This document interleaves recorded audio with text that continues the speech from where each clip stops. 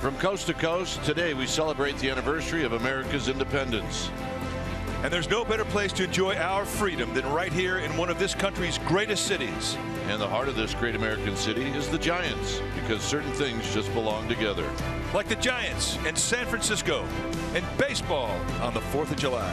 It's the orange and black wrapped up in red, white, and blue. Next.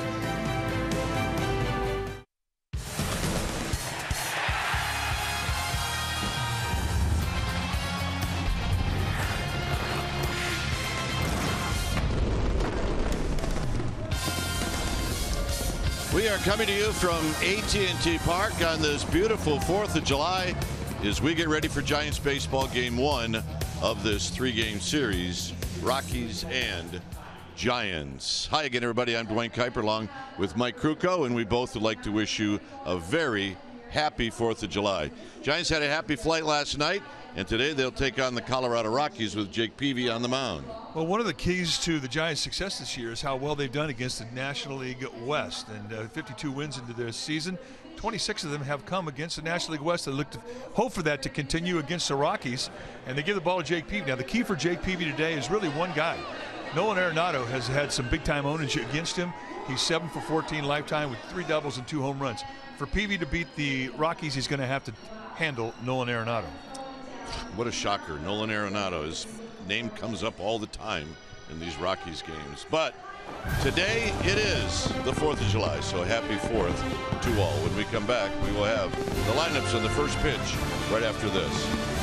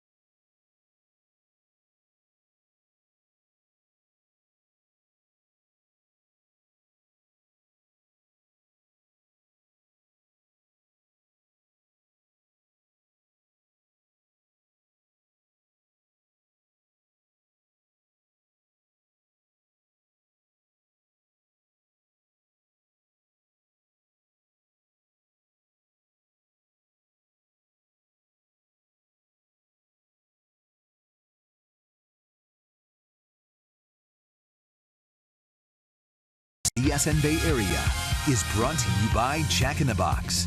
It's back. The Portobello Mushroom Buttery Jack.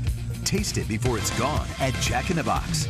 And by Toyota, the full-line automaker with the longest-lasting vehicles in America. Toyota, let's go places. Back here at AT&T Park on this 4th of July.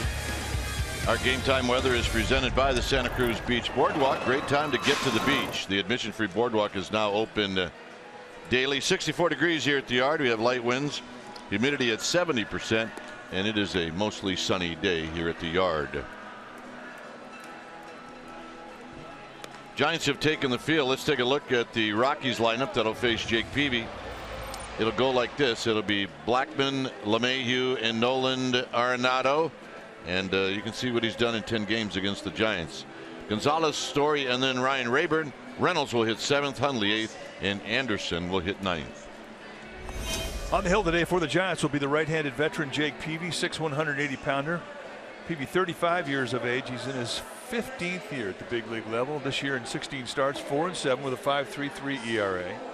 In 82 2/3, he struck out 63 with 26 walks. Peavy will be right around 88 to 90 with velocity. He will sink and cut the fastball from a low 3/4 release. He's got a curveball, slider, and a changeup. Lifetime against these Rockies, 7-8 with a 4.17 ERA. And let's take a look at the defense playing behind Jake Peavy today, starting in the outfield from left to right. It'll be Parker, Pagan, and Williamson with good arms on the corners.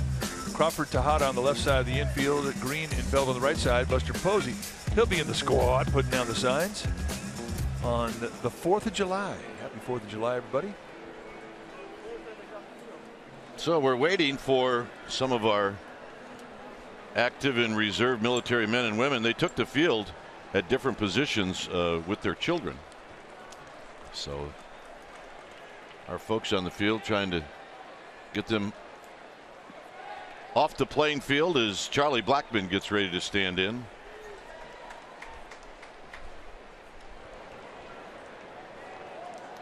And the first pitch of the ball game is on its way to Blackmon, and it's a called strike. So we get started 1 minute late at 1:06. Blackmon hitting .309. And the next pitch is wide. 12 home runs, 42 runs batted in. Terrific numbers for a leadoff hitter. Giants do not overshift on Blackmon, but they do play him to pull. Swinging a tapper, foul. It's 1-2. Good change up there for Peavy. Let's take a look at the usage for Jake Peavy, and 75% of the time you're going to see something hard coming at you, either the fastball or the cutter, and then it's whatever's working that day, the curveball, the splitter, slider. I mean, he'll even throw a circle change. I mean, he is just fearless with pitches. But of late, everything's been working.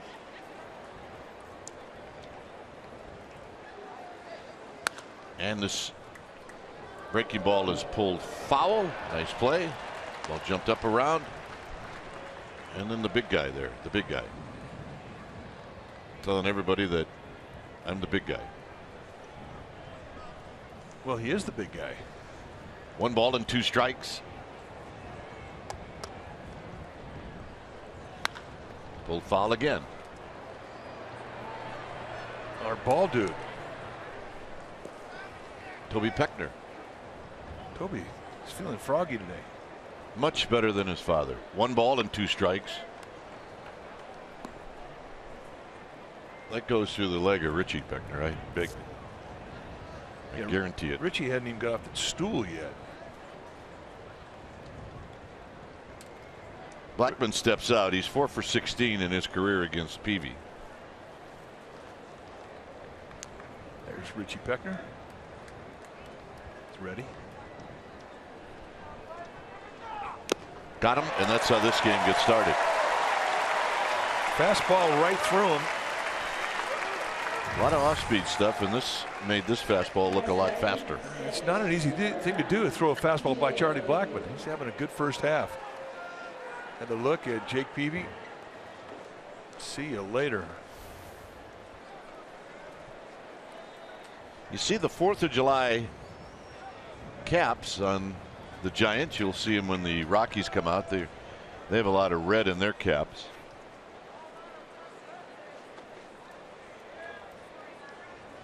I think Brad Grems from our clubhouse staff told us that they have 4 different days during the year where they have different hats, caps. No balls and 1 strike. LeMahieu at 327. Nice little cutter, and right now Peavy's putting on a clinic. He's carving him up. So he has definitely come out of the bullpen with a good command of all of his pitches, because he's thrown them all here in this first inning. And I mean everything. 8 pitches into it, he's showing the Rockies he's getting everything over.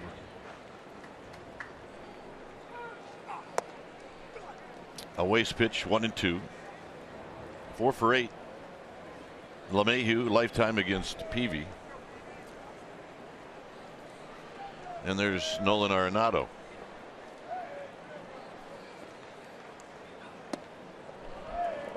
Pretty good strike zone to work with today. But before that, we're going to talk about our Exmo. Is brought to you by your local Toyota dealer, and the low 3/4 release, which gives him a lot of movement on the fastball that runs away from a righty, or away from a lefty into a righty.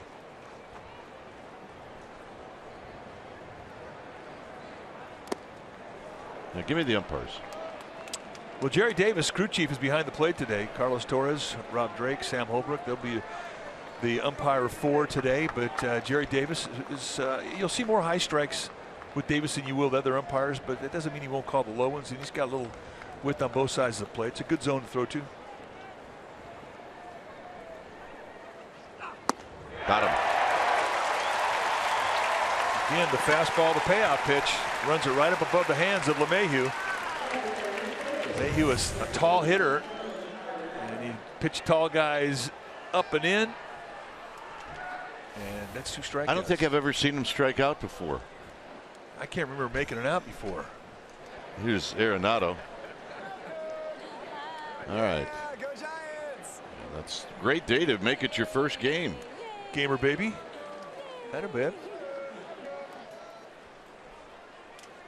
Arenado hitting at 288. Mike mentioned in our open, 7 for 14. Arenado against Peavy, 3 doubles and 2 home runs.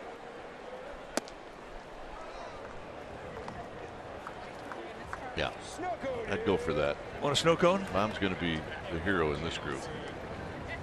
I bet she already is. What do you go, Mom? She's a gamer. Peavy trying to hit the outside corner. Cool. It's new good. I think he liked being on camera. He's putting on a show. Overshift is on. Well, it looked like a pretty good pitch. It's 3 balls and 1 strike. Tries to bring a 2-seam fastball, wrap it around that outside corner. Did not miss by much, but remember the numbers: 7 for 14 lifetime, and he's had big time power numbers: 3 doubles and 2 home runs. Don't let him beat you. Hit well into center field. Pagan tracking, and Pagan can't grab it. And into second base will be Arenado. And that wasn't really a hanger either. Pretty good pitch. Oh boy, you know, it's 4 doubles now lifetime. Upon further review, that did have some hang time on it. Well, the fact that it didn't go out is important. Yeah. Just over the outstretched arm of Pagan. And I think he felt he had a chance to get this until the very end of it. Yep, I agree. So here's Carlos Gonzalez.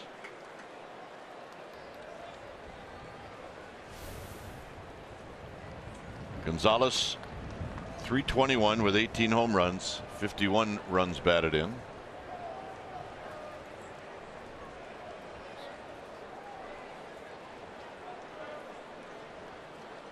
So Peavy out of the stretch for the first time, and the pitch is wide. He's got 2 hits and 10 at bats lifetime against Jake Peavy.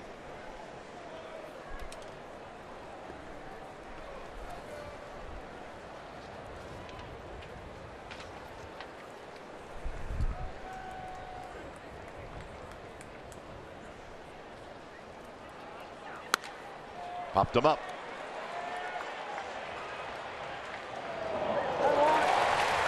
Tejada doing the pop-up dance here at AT&T Park.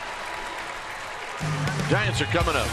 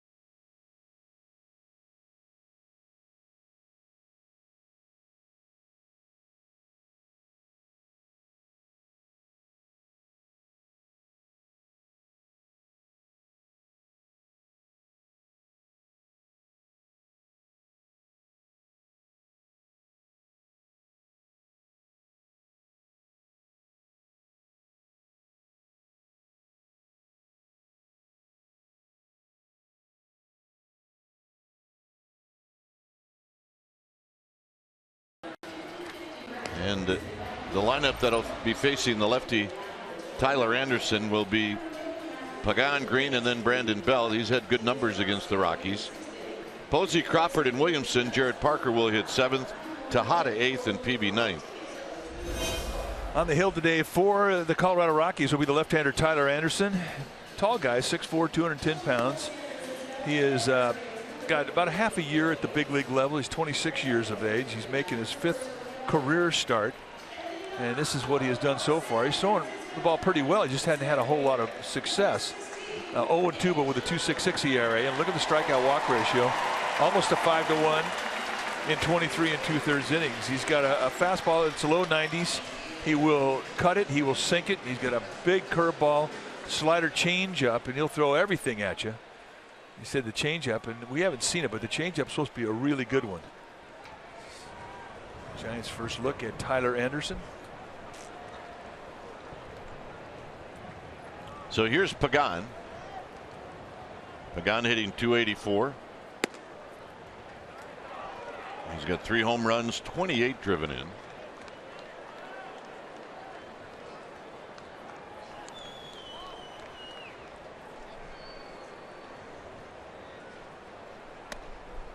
On deck is Grant Green and then Brandon Belt. Giants are happy to be home after just a 5-game road trip, 2 in Oakland and then 3 in Phoenix. And they went 3-2 on that trip. There's a strike. Yesterday's win was an impressive win just because of all the injuries and a couple that Bruce Bochy found out after he'd already made the lineup. 3 balls and 1 strike. Take a look at the motion from Anderson. He's almost mechanical. He gets a little pause. Starts with high hands, drops them down. Right here is a little pause in his motion. He gathers on his back leg and then he comes. It's a high 3/4 release, which gives him that good tilt on the curveball. First round pick out of University of Oregon. He's a Duck. Hit up the middle. Story will make the play. Let's take a look at the Rockies defensively, playing behind Anderson today. Starting in their outfield from left to right, it'll be Rayburn, Blackman, and Gonzalez. The best arm in right field with Gonzalez, and it's a good one. Story and Arenado will be on the left side of the infield. LeMahieu and Reynolds on the right side. Nick Hundley back off the disabled list. He'll be in the squad putting down the signs. Here's Green. Green 6 for 18 since he's been called up. Goes after the first pitch and misses. It's 0-1. Got a couple of runs batted in with Belt to follow.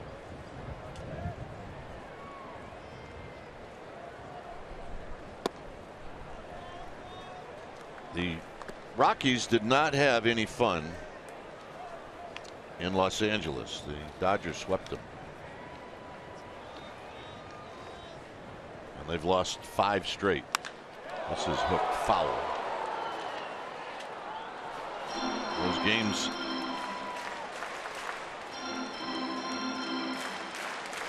in LA went like this: 5-0, 6-1, 4-1. So they scored 2 runs in that series.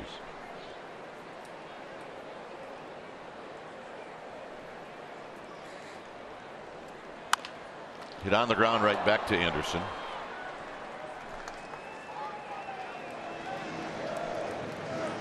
Well, with Brandon Belt approaching the batter's box, we're going to make him our forward right choice. Why? Well, for this catch he made yesterday. And just assuming a start in left field, an emergency start. And what's unique about it was the Giants didn't take batting practice. He did not take one fly ball before the game. He goes out there and makes that play. That's our forward right choice. It was a big part of that Giants win yesterday. Here's Belt. Just to give you an idea of the difference of Coors Field. 2 runs in 3 days, right, in LA. Yeah. On their homestand, they scored in games 7, 10, 11, 9, 9, and 9. Jeez. And then they score 2 runs in 3 days. Yeah. Think the ballpark has something to do with that? Yeah, I think so. 0-2 to Belt. And Bell out on 3 pitches, and that'll end the inning. After one, it's 0-0.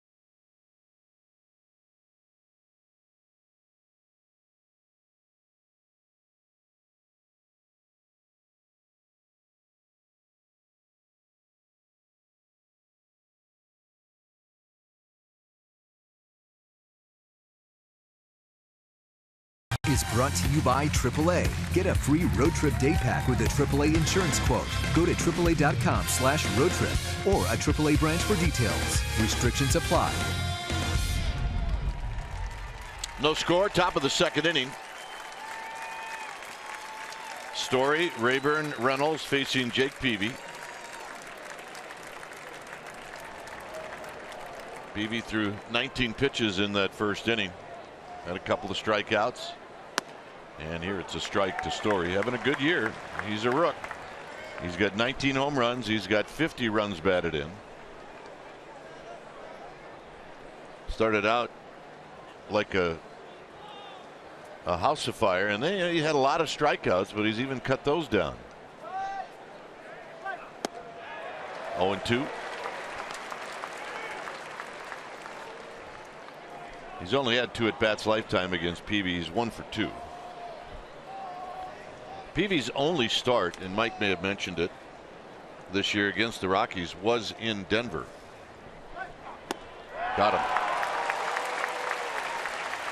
Happy 4th of July to Amy G. Amy? All right, gentlemen, we have a roster move for the Giants.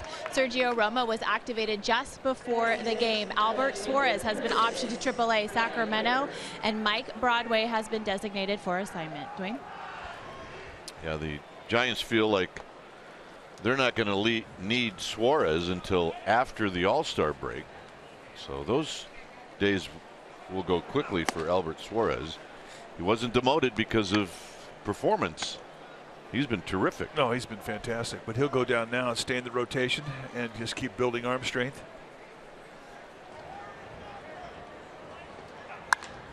Rayburn strikes one out to Pagan, and Pagan is going to have this one bounce off the bottom of the wall. Is that wind seems to be helping that ball carry. Oh, no question. There's carry out there today. And that fly ball really proved it. And I think when Pagan took out after this ball, I think he felt he was going to get this ball. And then all of a sudden the push from the wind just sort of swung his route to the right. Watch him swing to the right now. And there's the carry. So 2 times we've seen it deflect fly balls to center. And both have been doubles over the head of Pagan. One from Arenado and this one from Rayburn. Here's Reynolds. Reynolds, a .285 hitter. And he hits a high pop-up. This couldn't be tough. And it's going to fall. You could see it coming from the beginning with Green and Pagan, and that'll put runners at the corners. Well, think about what we've seen now. 4 out of the last 5 hitters, we've seen 2 carry doubles. We saw a wrestling pop-up that Tejada caught. Now this one, and basically the rules of the game are being set. Mother Nature's going to have something to say about pop-ups and fly balls. They will not be easy today. So Grant Green really had no chance. So here's Hundley. Hundley hitting .234, 4 home runs, 17 driven in.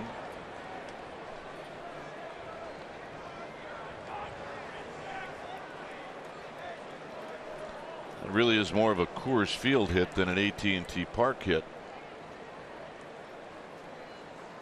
And a swing and a miss. It's 0-1. Hundley's only faced Peavy a couple of times. He's 0 for 2. Teammates in San Diego.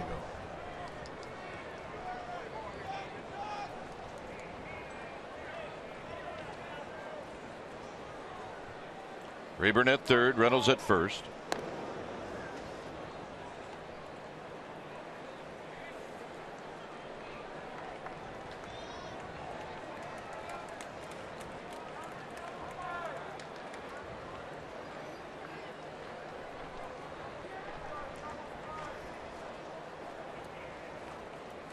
And the pitch to Hundley is low.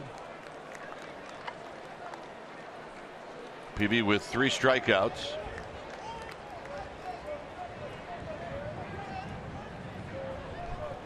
Hey, she's showing her spirit. Happy 4th of July. Yeah, the whole family is. 1 Fire. ball and 1 strike. Fireworks Day.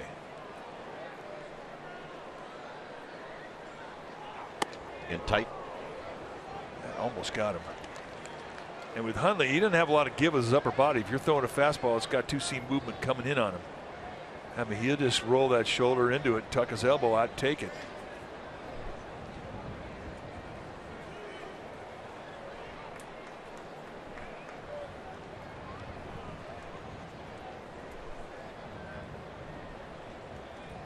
Hundley steps out. Peavy looking for the ground ball. It's 2 balls and 1 strike.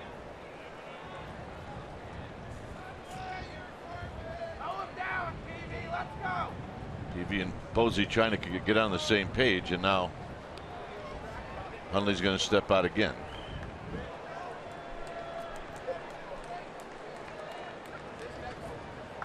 Well, some of the times with Peavy, he doesn't see very well, and he has a hard time seeing the signs.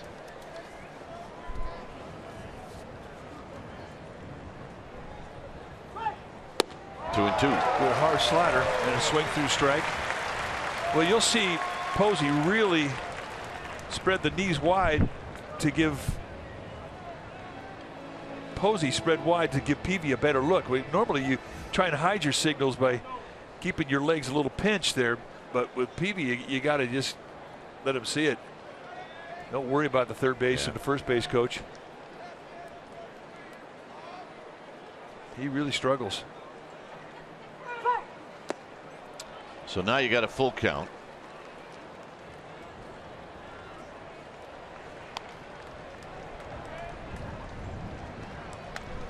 See if Mark Reynolds at first takes off on the 3-2 pitch.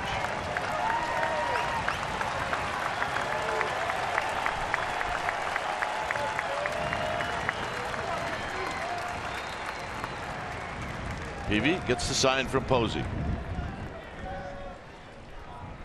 Reynolds does not go, and he walked him.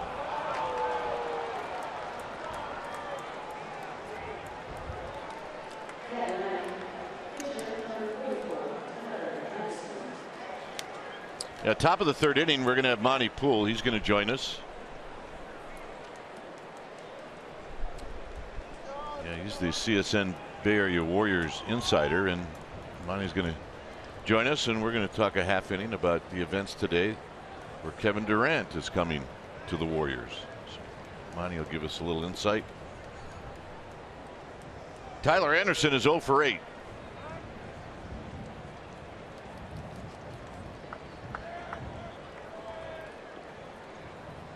In most of Peavy's starts this year, it's been Trevor Brown who has caught him.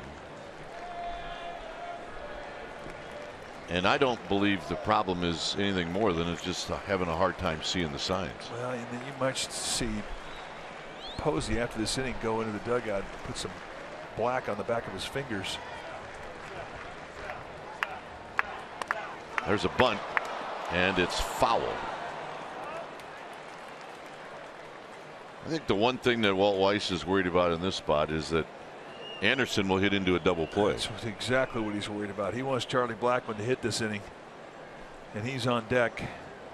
Blackmon, the 300 hitter. I mean, the only other thing you could do, and the baseball gods would probably frown on it, is just give him the take sign. Yeah, I mean, go ahead, strike out. We want that guy to hit. Anderson, we don't really know what type of hitter he is. He doesn't have any hits. The bunt's not a bad play. You really have a lot of moving parts, and you can steal a run that way.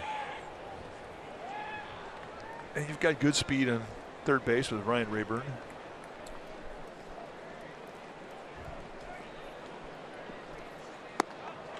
Oh, and 2. Belt and Tejada were both inching in at their positions.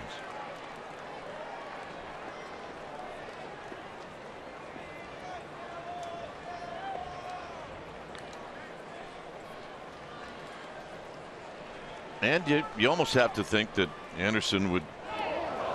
That's a balk. That is a balk. You're right.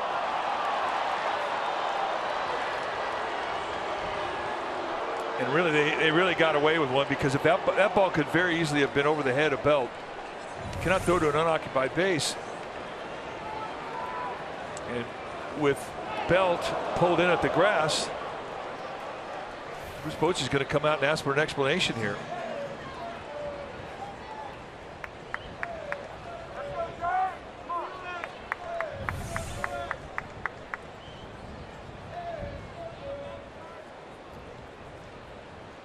See that one changing. He just wasn't close to the base.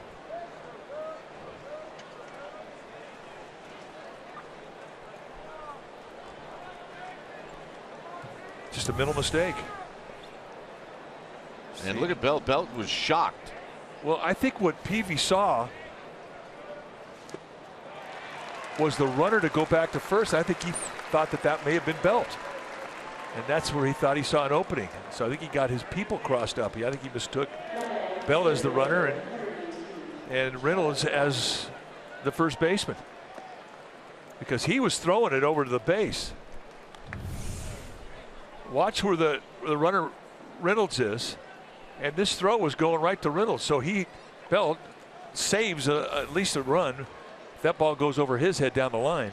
Well, Peavy should know he shouldn't trust his eyes. You're right. Here's Blackmon.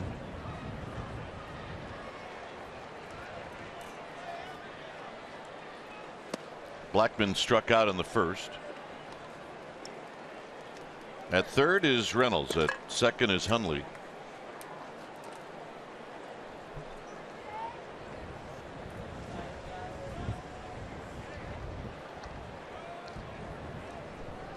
DJ LeMahieu is on deck. This is hit on the ground to Belt, and it's going to end the inning. So tough break for Peavy, and the Rockies lead 1-0.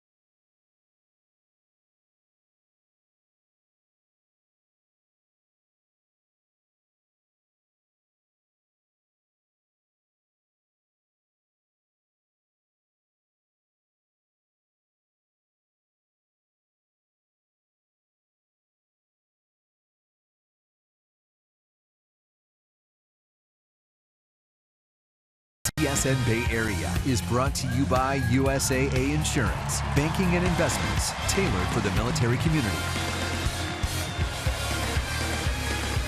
Rockies with a 1-0 lead. Buster Posey's going to lead things off.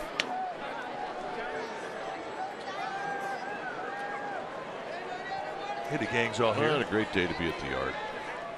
I mean, how many times you get to dress up and have your mom and dad dress up with you?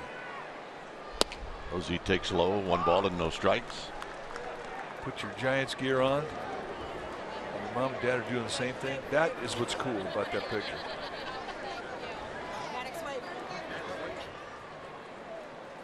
For the longest time, we needed a special closet for just our Giant stuff when our kids were little. Yeah.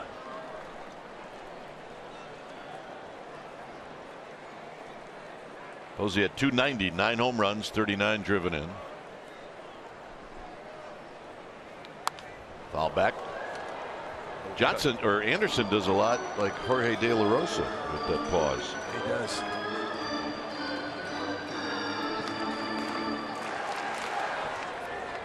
Giants will see Jorge De La Rosa in Game 3 of the series on Wednesday.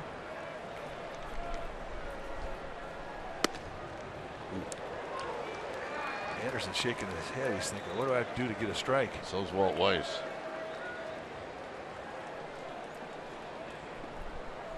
Well, Walt Weiss can see the height is good. He just is going on the reaction from Anderson, the pitcher. Posey hits one high. Hits it deep. It is out of here. And this game is tied.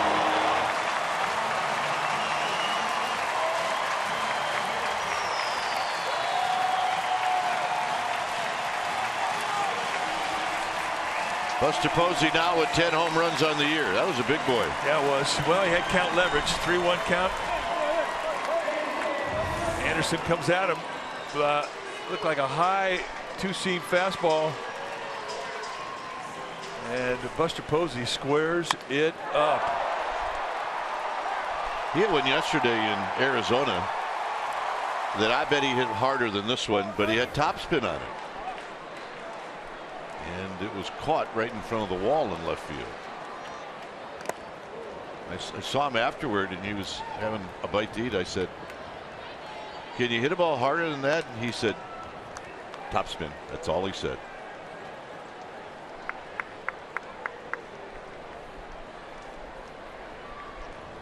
Crawford hitting at 272.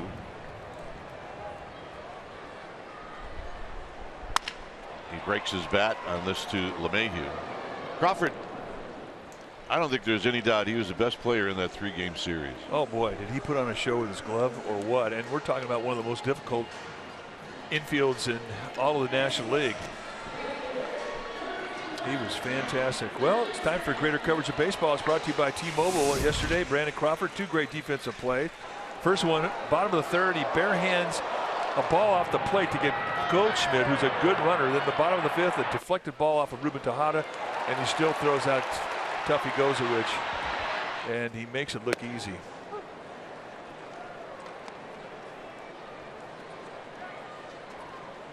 Mac Williamson hitting 231 with 3 home runs. He's got 7 runs batted in. If you're a Giants starting pitcher, you come to the ballpark the day you're supposed to pitch, and you look up in the lineup, and Crawford's not at shortstop, you start crying. Yeah. And that's nothing against anybody else. No, it's just he's just that special. He is.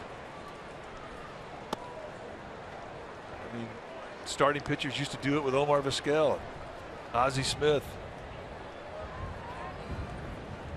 Because you know at some point during the game he's going to save you. Maybe 2-3 times.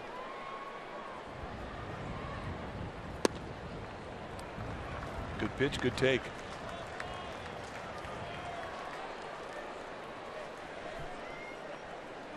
Hey, Johnny Lee's here. John LeMaster, he could pick it at shortstop. He could pick it. 2-2 pitch. Williamson taps it to 3rd.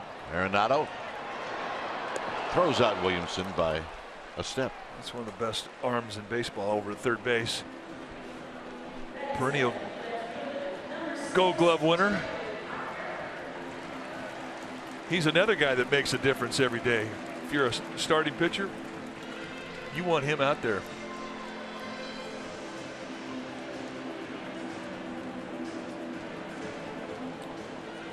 Here's Parker. Parker hitting .276, 5 home runs. And he takes a strike, and it's 0-1. Got 11 runs batted in.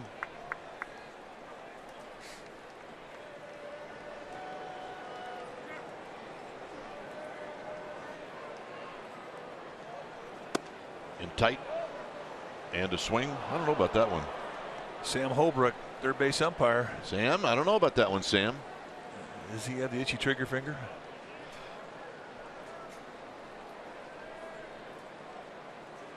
That looked pretty itchy to me.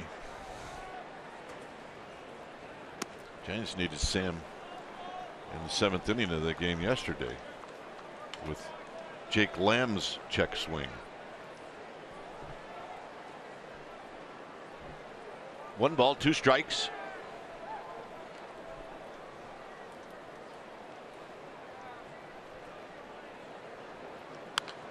Good rip, and it stays at 1-2. Yeah,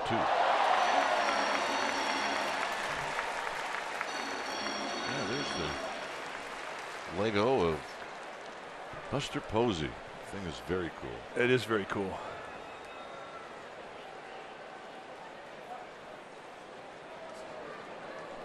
Are you a Lego guy? Yeah.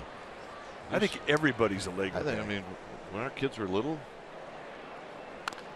they'd be done playing with them, and I'd keep playing. Big at our house. Yep. Well, he's a left-hander. Doesn't matter what glove you have. He's a left-hander.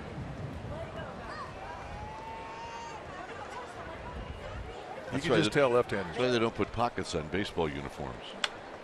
Stand out there in the infield. That's right. Kids would absolutely put their hands in their pocket. No, I'm talking about the big leagues. Yeah, they do that too.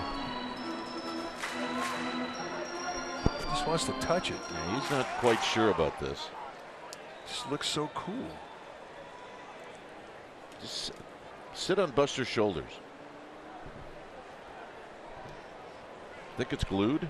It's got to be glued. Better be glued. 2-2 to Parker. Yeah, it would have to be glued around our house, especially for that guy on the right. Yeah. Yeah, this guy's dangerous. He can't here. wait. He's just waiting his turn. Ooh. He's gonna crawl right in there with Buster. Got him, and that'll end the inning. Giants tie it up on the Buster Posey solo home run, his 10th of the year, and he gets all of it. That beautiful swing for Buster Posey, and it's bye-bye baby, and it's also 1-1.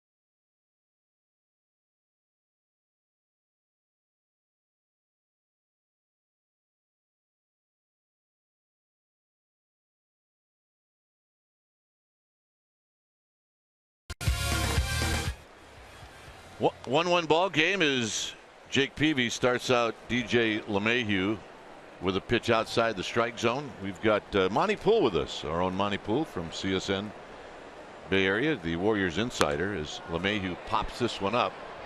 Remember, pop-ups have been an adventure, and Belt is going to make the catch. Nice play. Wow. So anyway, welcome, Monty. There's our small little camera right there, and you know, this is not. The Giants are not the only story in the Bay Area today, but Kevin Durant made his decision, and what an interesting and great decision for the Warriors. Yeah, for a team that just won 73 games, the most in NBA history, and now they bring back a guy who is the MVP 2 years ago, 2014, four-time scoring champion, and for my money, the most difficult guy to cover in the NBA. And you add that to a core of Steph Curry, Klay Thompson, and Draymond Green, you got something really special. They were special before, but now they have the potential to be the sweetest shooting team in NBA history. Look, on the floor, we know what he can do, but from what I understand, he's also a terrific guy. Yes, he is. That's a big part of this. You know, the Warriors are all about character, and they've built this team around high-character guys, and that's why they believe that he will be a seamless fit. The guys know him very well. He and Iguodala and Steph Curry go back to Team USA activities 4, 5, 6 years ago. And Draymond Green has been recruiting him unofficially over the course of this season. So they're convinced that he will be able to really adapt to them and them to him, and that they will be able to do great things. Arenado flies out, and here's Carlos Gonzalez. Well, the obvious question is, are there going to be enough basketballs to shoot? That's always a question when you start adding stars. But you know, whenever you have a good team and you add another star, that's always the thing you wonder about. But the Warriors have been an unselfish team. Draymond Green led the team in assists this year, and Steph Curry's the point guard, and Steph led the team in assists the previous couple of years. So if I had to guess, I'd say Steph Curry's assist numbers are going to go up. Draymond's may go down. Klay Thompson may shoot a few less shots, and Durant will be able to come in and score 25 points a night. So you've got three guys that can go for 30 points on any night, and who knows? There may be nights when all three of them hit that 30-point mark because they're that good, they're that explosive, they can shoot from deep and also drive to the basket. Well, the other thing too, Monty, is don't think for 1 second that Durant didn't think about this. He may not care if he has as many shots as he's had in the past. Well, from what I understand, he took a phone call from Jerry West on Saturday, and one of the things that the logo emphasized was that when you come to this team, your shots will be a lot easier than the ones you had in Oklahoma City, where there was a lot of isolation basketball, one-on-one basketball, where there were basically two stars, he and Russell Westbrook. With the Warriors, they can put Steph Curry in one spot, Klay Thompson over here, Draymond Green over there, and defenders will have to go, okay, who are we going to, which poison are we going to pick here? And so it should be easier for him to score practically a similar amount of points with the Warriors than he did with OKC. Here's the 2-2 to Gonzalez, and he hits a high fly ball out into deep right center field. Pagan says he's got it, and he does. We're going to keep Monty Poole here for the next half inning, and we will tell you, Peavy just went through LeMahieu, Arenado, and Gonzalez, and it's a tie game.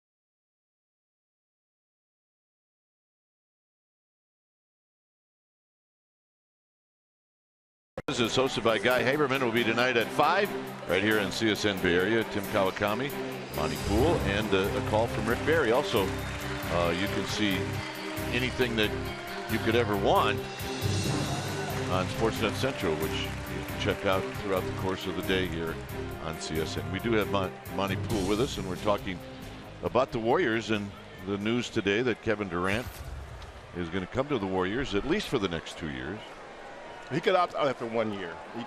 He has that option, but he can revisit the contract next year and sign a longer-term deal. And the Warriors obviously are hoping that that's what he does. Yeah. Here's Tejada. It'll be Tejada, Peavy, and Pagan. It's a 1-1 ball game.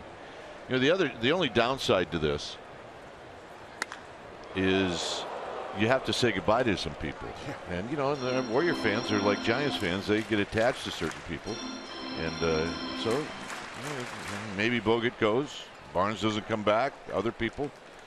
And they're going to have to find a center. Yeah, no question.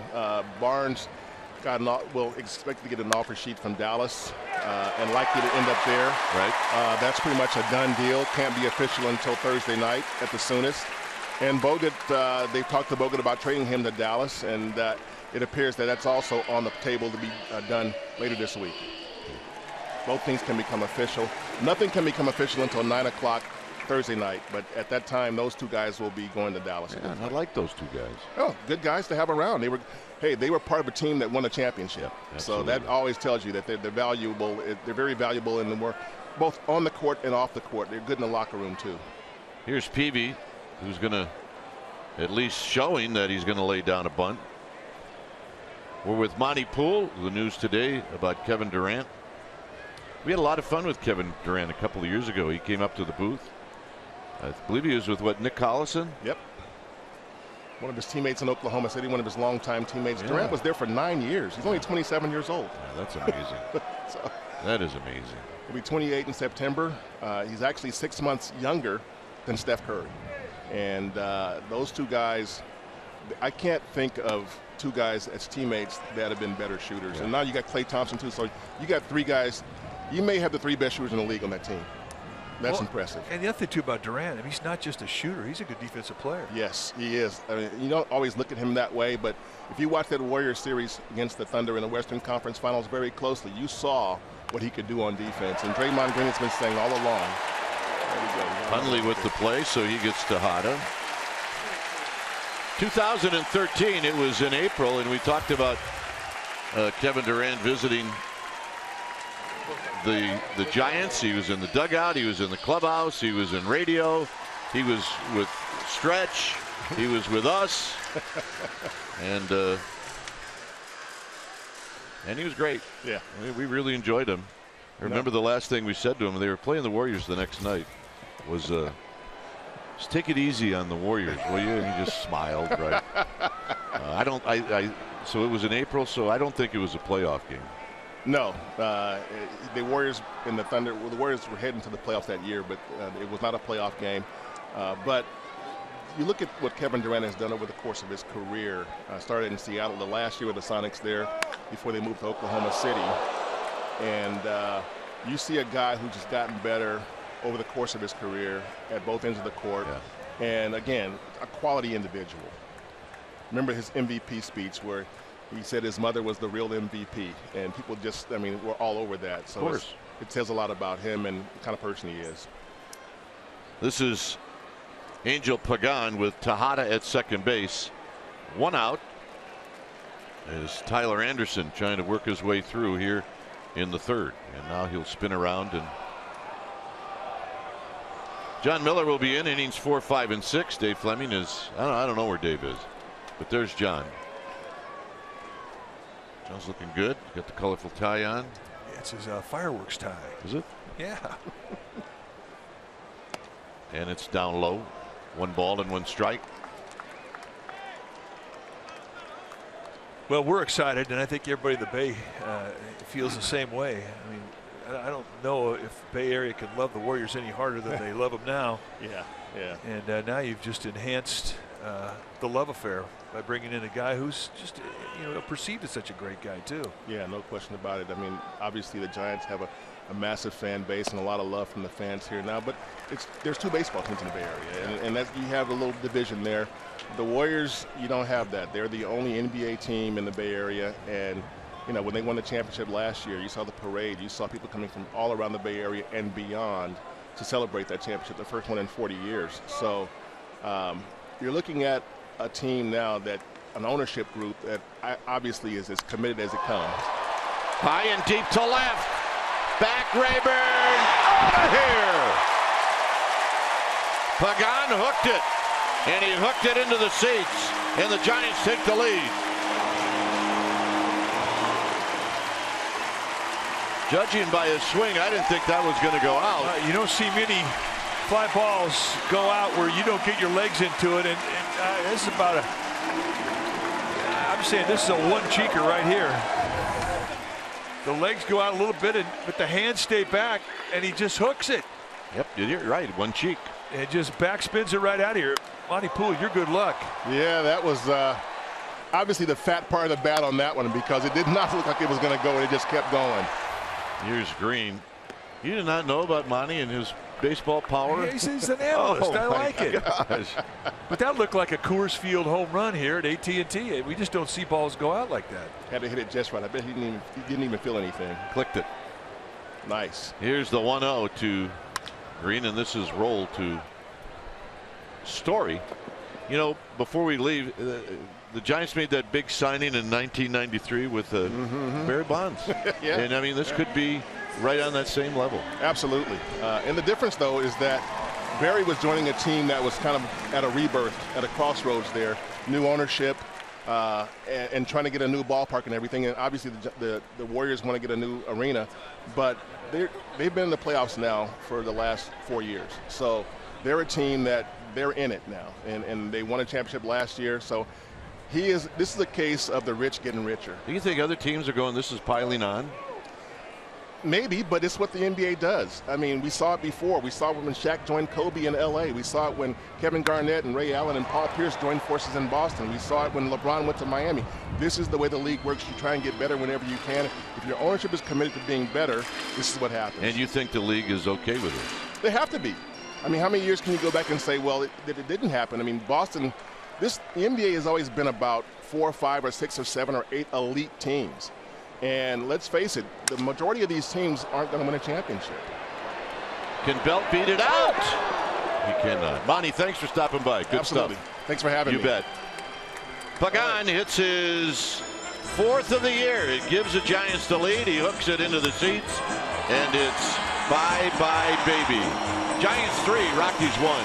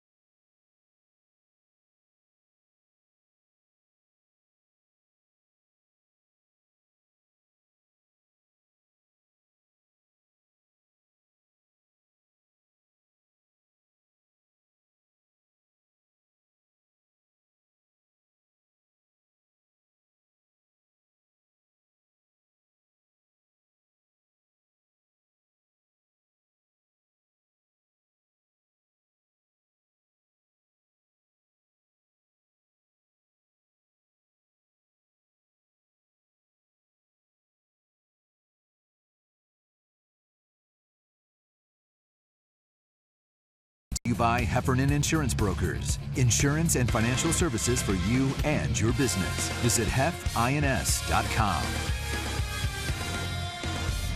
Welcome back to AT&T on the 4th of July. 3-1 Giants, and here to tell you all about it, my pal John Miller. All right, thanks, Mike. And Trevor Story, a top candidate for Rookie of the Year in the National League this year.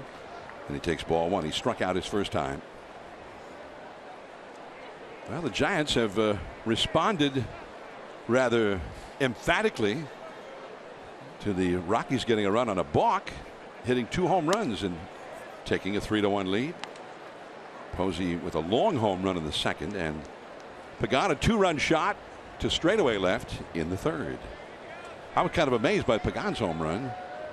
Yeah, we were too. It looked like a Coors Field home run here at AT&T. And it's 2-1. He's had him chasing that high fastball a lot, not just Story, but a lot of Rockies today.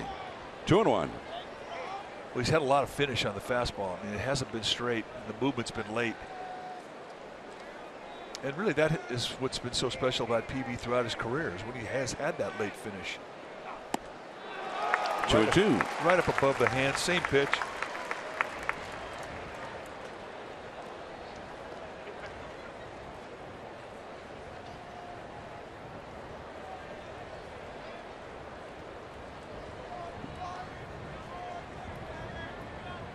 Two balls, 2 strikes.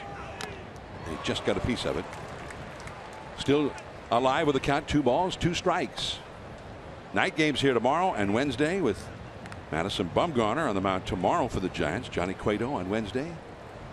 Giants fans who haven't bought tickets in advance, they're trying to figure out when those guys, those 2 in particular, are going to pitch here at home.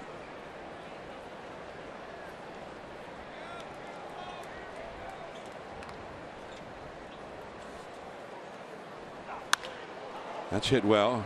Right center. Pagan starting back, now circling in to his left. And that is out number 1.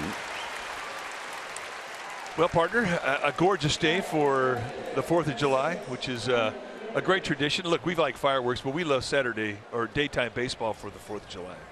Daytime baseball, that's the way to go. Because that's what the 4th of July is. Out, having some dogs, maybe either playing baseball or going to the ball game. And then you head off afternoon to get your spot for the fireworks. There's a called strike to Ryan Rayburn. And I remember the first year I came to do the Giants game, 1997. We lived up on Russian Hill. We thought, well, we're set. We got the perfect spot for the fireworks. Are you kidding? And we invited a bunch of people, and we saw the barge, and we could see like 2 or 3 different barges from up there. And we'd see the fireworks get shot up into the air and into the fog. And then a moment later we'd hear boom, boom. Not that we saw anything. No way. That was the greatest place of all times to see fireworks, and you had the Marine layer. It was about 8 layers, I think, that year. Oh my goodness. Well, I hope they don't have it tonight. 0-2 the count to Rayburn, and he just got a piece of that one to stay alive. Rayburn doubled over the head of Pagan back in the 2nd inning. Giants lead 3-1 here in the 4th. Dodgers 5 games back of the Giants in the West. They've won 4 in a row, and they play tonight. Well, they play that sort of twilight start with fireworks to follow at Dodger Stadium at 6:10. 1-2.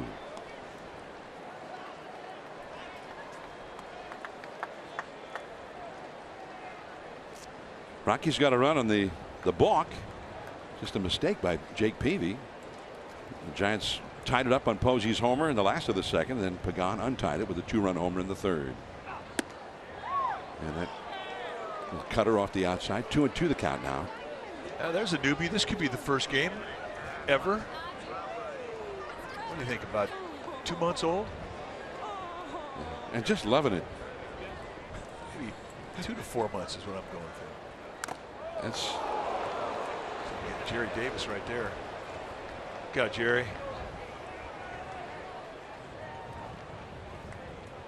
Buster Posey is asking Jerry if he's okay. Could use a few moments to try and shake it off here. And this one gets a flush just off of Buster, he kind of gets both guys in the head.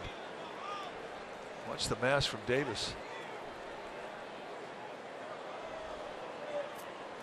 Now you got an old style and a new style type of mask to protect yourself.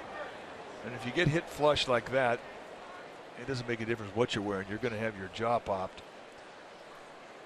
Dave Grester, the Giants head trainer, and all the umpires gather around Jerry Davis, a veteran umpire, hugely respected around the game. He's just trying to regroup right there.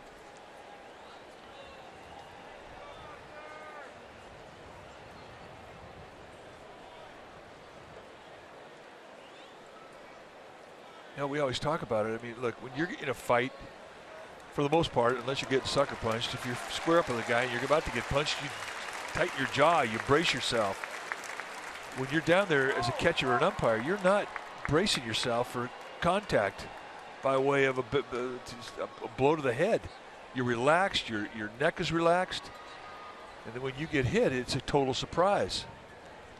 And it absolutely rocks you. 2-2 the count to Rayburn. Strike 3 call. Perfect slider. Well, the Arizona Diamondbacks are coming to AT&T Park this Friday through Sunday. And Saturday the 9th, the first 20,000 will receive either a Cueto or Samardzija jersey t-shirt. And then Sunday the 10th, it's Hello Kitty Day. We're giving away Hello Kitty tote bags to the first 20,000 fans. Go to sfgiants.com/tickets. 2 down in the Colorado 4th. Here is Mark Reynolds. He hit a single his first time. Really just a pop-up. And the combination of the wind and the fierce glare of the sun, and nobody was able to catch it. A view from the Garden. Brandon Crawford doing that thing he does so well. 3 up, 3 down. That's 8 in a row retired by Peavy. Buster Posey coming up.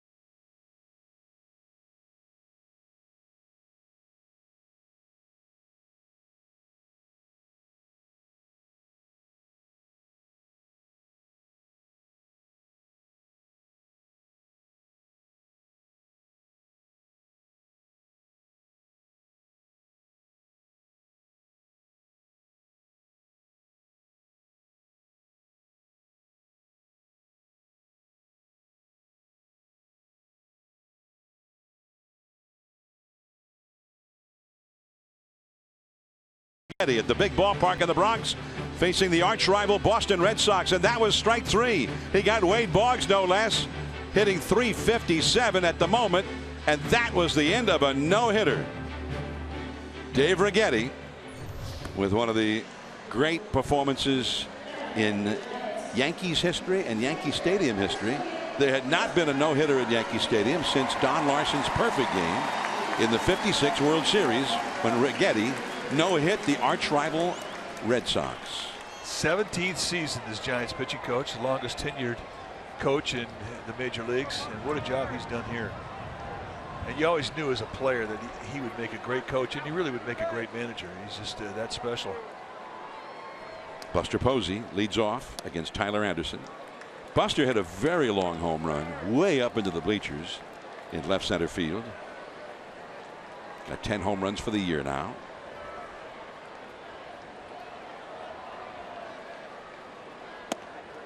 Called a strike. Buster still looking down at that spot where it crossed the plate. Perhaps not sure that it actually did cross the plate. 1 ball, 1 strike. The rookie lefty. Back to the rookie lefty. And he lobs one to first for the out. Posey retired. And now let's check in with Amy G. All right, John and Mike, not much better than helping make a magical moment happen for some Giants fans. It happened earlier today. It's our Healthy Dose of Goodness presented by Eric's Deli Cafe. U.S. Air Force members Captain John Moore and First Lieutenant Kyle Langill came out to surprise their girlfriends who thought they were fighting overseas, serving our country. Surprise, they're here, ladies. And Captain John went down on one knee to ask Ariel to marry him. She said yes. All is right in the world. Happy 4th of July, guys. Great moment. Got a big ovation from the fans here who enjoyed it. There's ball 1 to Brandon Crawford. Thanks to Amy Gutierrez. Crawford grounded out to second his first time. I mean, that's something you can't do in front of 41,000 people unless you have a pretty good idea it's going to be a yes. You have to know. Can't get down on that knee thinking that it's a maybe. It's like being a lawyer in court. You have to know what the answer is before you ask the question. That's exactly right. 2-1. But the flyover was unbelievable, and hats off to George Costas and all of the Giants personnel involved in the pregame ceremonies. They were beautiful. The flyover was just perfect timing. And a bunt attempt, but back to the screen. National anthem was lights out. Just a good vibe today here at the yard.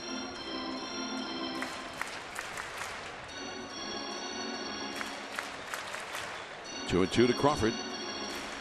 Just a happy day here at the yard with the bright sun. Well, I think from a player's perspective, it's one of the favorite holidays of the year. I mean, it's right before the All-Star break.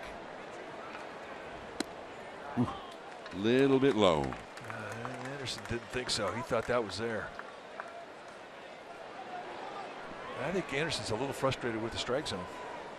He's looked frustrated several times.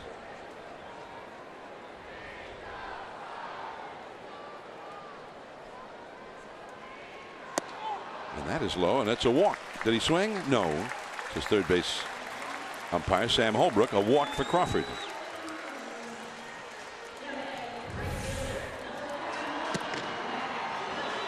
Well, here was the flyover, timed right perfectly with the ending of the national anthem. And it was loud. I think the louder the better. Man, our audio man, he captured it. It does make you proud. It's a great feeling. As you celebrate our nation's independence, that's a great way to do it. 240 years ago today, the Declaration of Independence was ratified, written by Thomas Jefferson, Hall of Famer. He's a Hall of Famer. First ballot, I might add. Several other Hall of Famers who signed it. 1 ball, no strikes to Mac Williamson. Williamson did some remarkable things with the bat over the weekend in Arizona, starting with hitting a home run off the scoreboard in center, which has only been done, what, 2-3 times. And even his outs were extraordinarily loud. High in the air. And Cargo will go for it with Blackman alongside, and that is off of Williamson. 2 down. But Williamson in the 7th inning yesterday hit a line shot. You knew he'd clobbered it. It was caught by the left fielder. And the StatCast on the MLB at bat app clocked it at 117 miles an hour off his bat, which is sort of a jaw-dropping. Puts him in elite company in all of baseball. Not many guys can hit a ball that hard. It's just that simple. Jared Parker, who made his own noise over the weekend. He hit an opposite field home run in the 8th inning on Friday, game 1 of that series. There was 424 feet or whatever it was to the opposite field.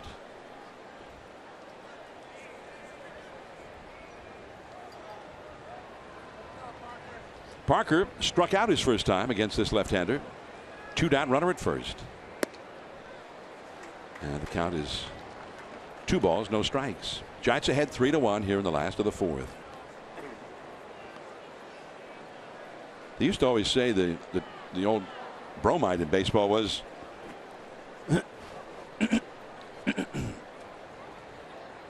there. I was pushing the wrong button.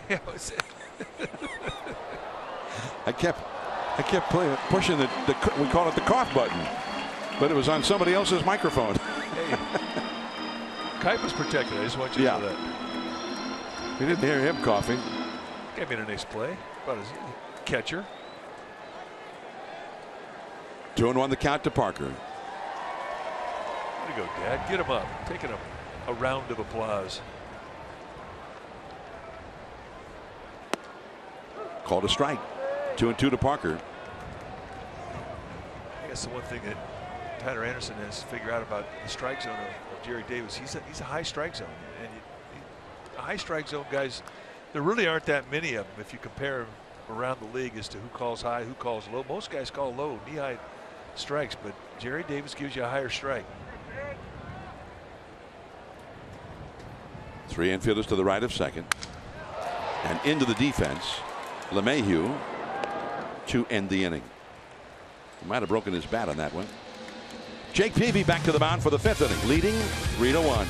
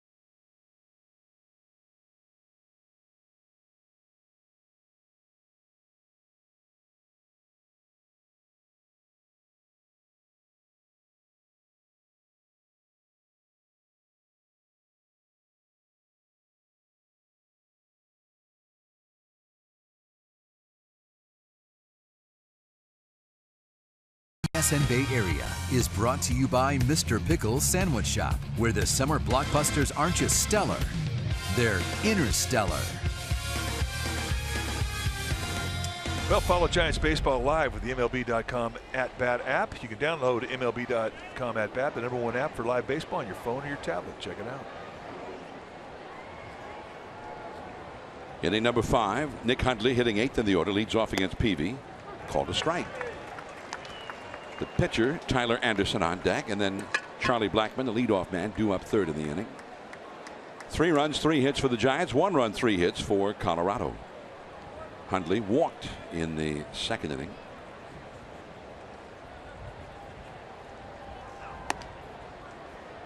A ball and a strike. Dodgers play later at home. Julio Urias, the young, and I mean very young, left-hander, will go for L.A. Toward the middle. Crawford gets to it, juggles it, grabs it out of the air. Not in time. Be interesting how they rule this. And very quickly, it has been ruled a base hit. Would not have been a normal play. There's a sloppiness on the exchange you just do not see very often with Brandon Crawford. And even through all of that, he almost gets Nick Hundley, who Hundley runs pretty well for a catcher. I mean, even bobbling a ball, he does that in spectacular fashion, if that is possible.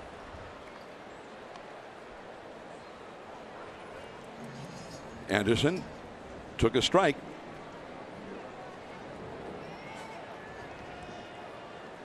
While showing bunt.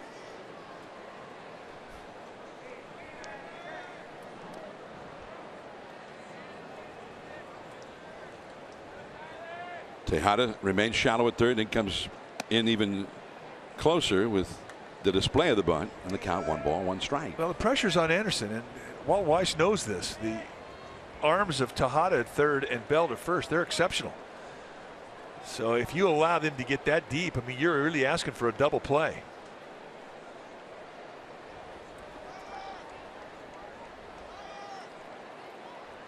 Showing bunt again. And he bunted at it and missed it. And what you do is you simply allow your hitter, if you're going to show bunt and they're crashing that hard, you have the ability to pull back and you can butcher. Try and slap the bat, hit a ground ball past the charging corner infielders. And he tried that the last time and could not put the ball in play when he swung at it. And he bunts it for strike 3.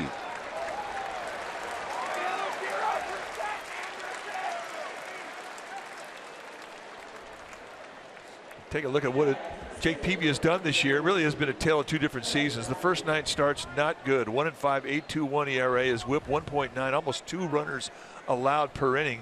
9 home runs. His last 7 starts 3-2 with a 2.41 ERA. His WHIP, he's averaging 1 base runner an inning. He's only given up 2 big flies. He has really turned his season around. And he's been huge for the Giants in them maintaining their outstanding record. That's a called strike to the leadoff man, Charlie Blackmon, who was struck out and grounded out. 0 for 2 in the game. Considering Jeff Samardzija, who is going great for the first 2 months or so, and then Samardzija has been struggling at times in his last 6 starts. He's had a couple of good ones, but Peavy's been almost uniformly good in that time. In right center, Williamson right there. And he just started waving his arm, I guess, to indicate to Pagan, I've got this one. Even if there's nobody within 100 feet of him, he's going to be waving and making sure everybody knows that he's got it from here on after that collision last week with Pena. I definitely think they sent a message to Mac Williamson, who's huge. He can't be running into anybody. I mean, he did 6'4", 235. I mean, he can hurt you. So here is LeMahieu, 4th in the league in batting average coming into this game, but he has struck out and fouled out to 1st in this game. And Brandon Belt made one of the outstanding plays of the day, catching that foul pop way down the right field line in the visiting bullpen. Yeah, that's a play that Will Clark and JT Snow would applaud. I don't know if you can go much farther as a first baseman down that line and make a pop-up play. Back to first is Hundley. Looked like a fan wearing a Warriors jersey out there on the arcade. Warriors being talked about all around the Bay Area today with their huge free agent pickup. I know you guys are talking to Monty Poole, who covers the Warriors and follows the NBA very closely. And I had a chance to see him as he was heading out of the booth. Just said, "Good deal?" He says, "Oh, incredible deal." And he's already got his new Kevin Durant jersey. Yeah, looks good. It's a holiday. Where are you going to go get one on a holiday? Did the best he could on it. Mac Williamson. And that ends the inning. 3-1 Giants. Tejada, then Peavy coming up.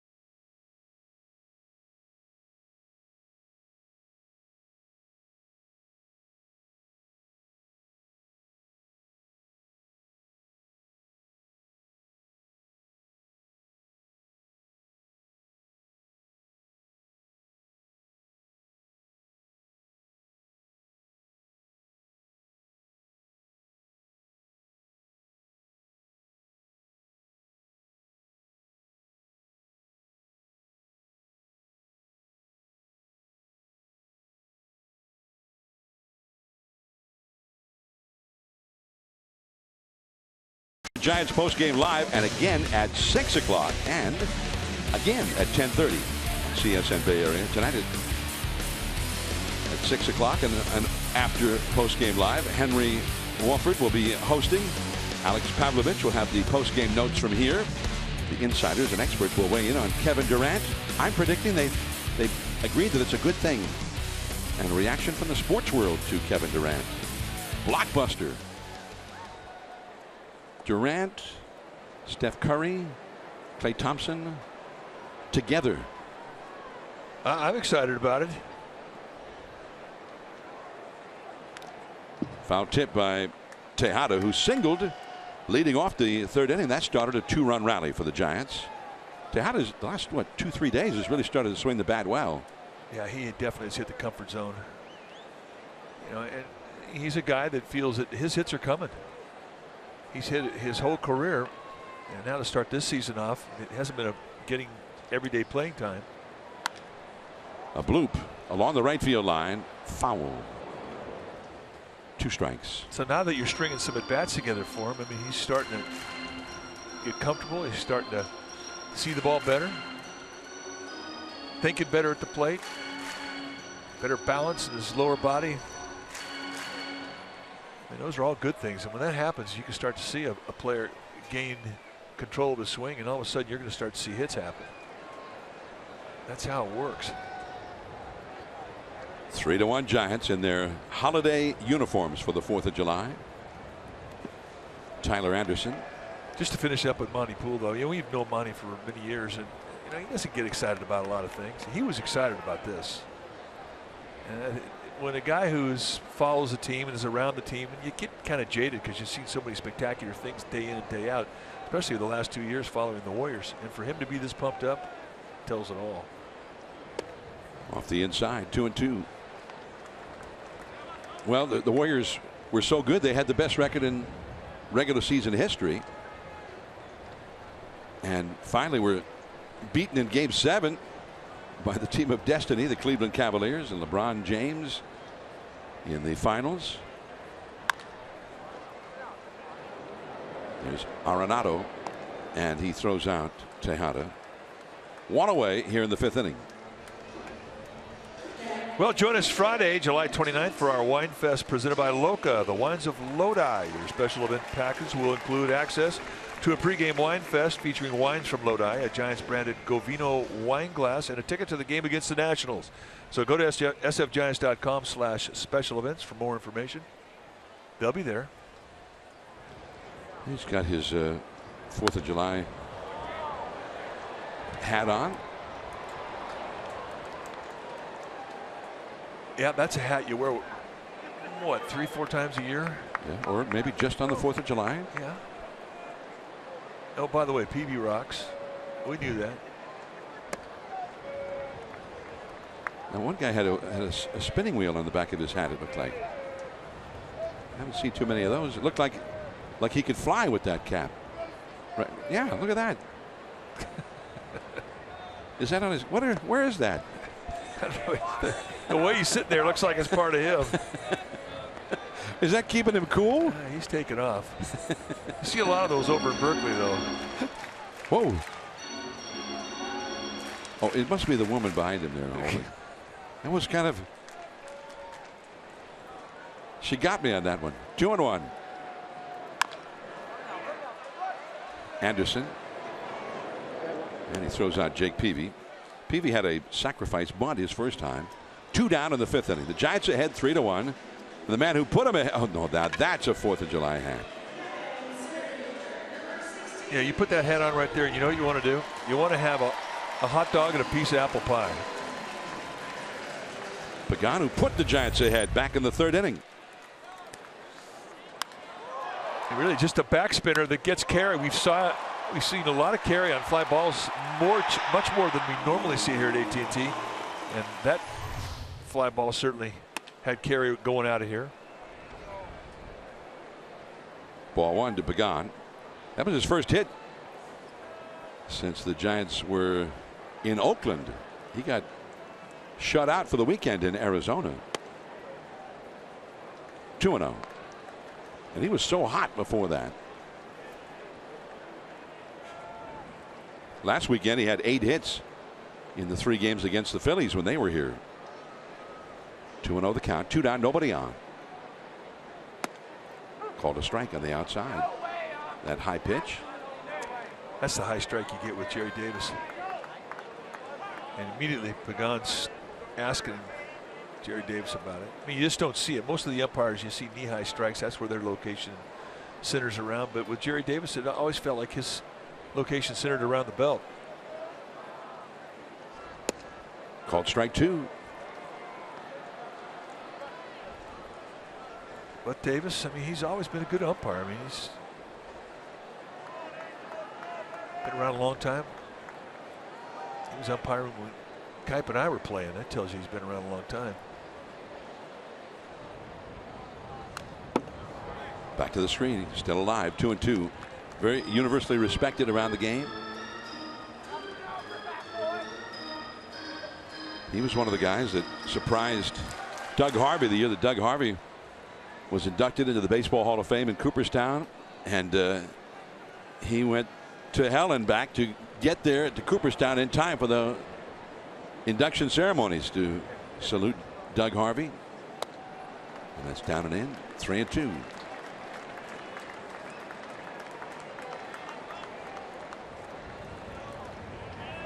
If he can keep it going, Grant Green would be coming up next. Giants have only 3 hits, but 2 of them have been home runs. 3-2. In the air along the right field line, and playing right near the line was Gonzalez, and that makes it easy for him. The inning is over. On to the 6th inning. Arenado, Gonzalez, and Story. The power coming up.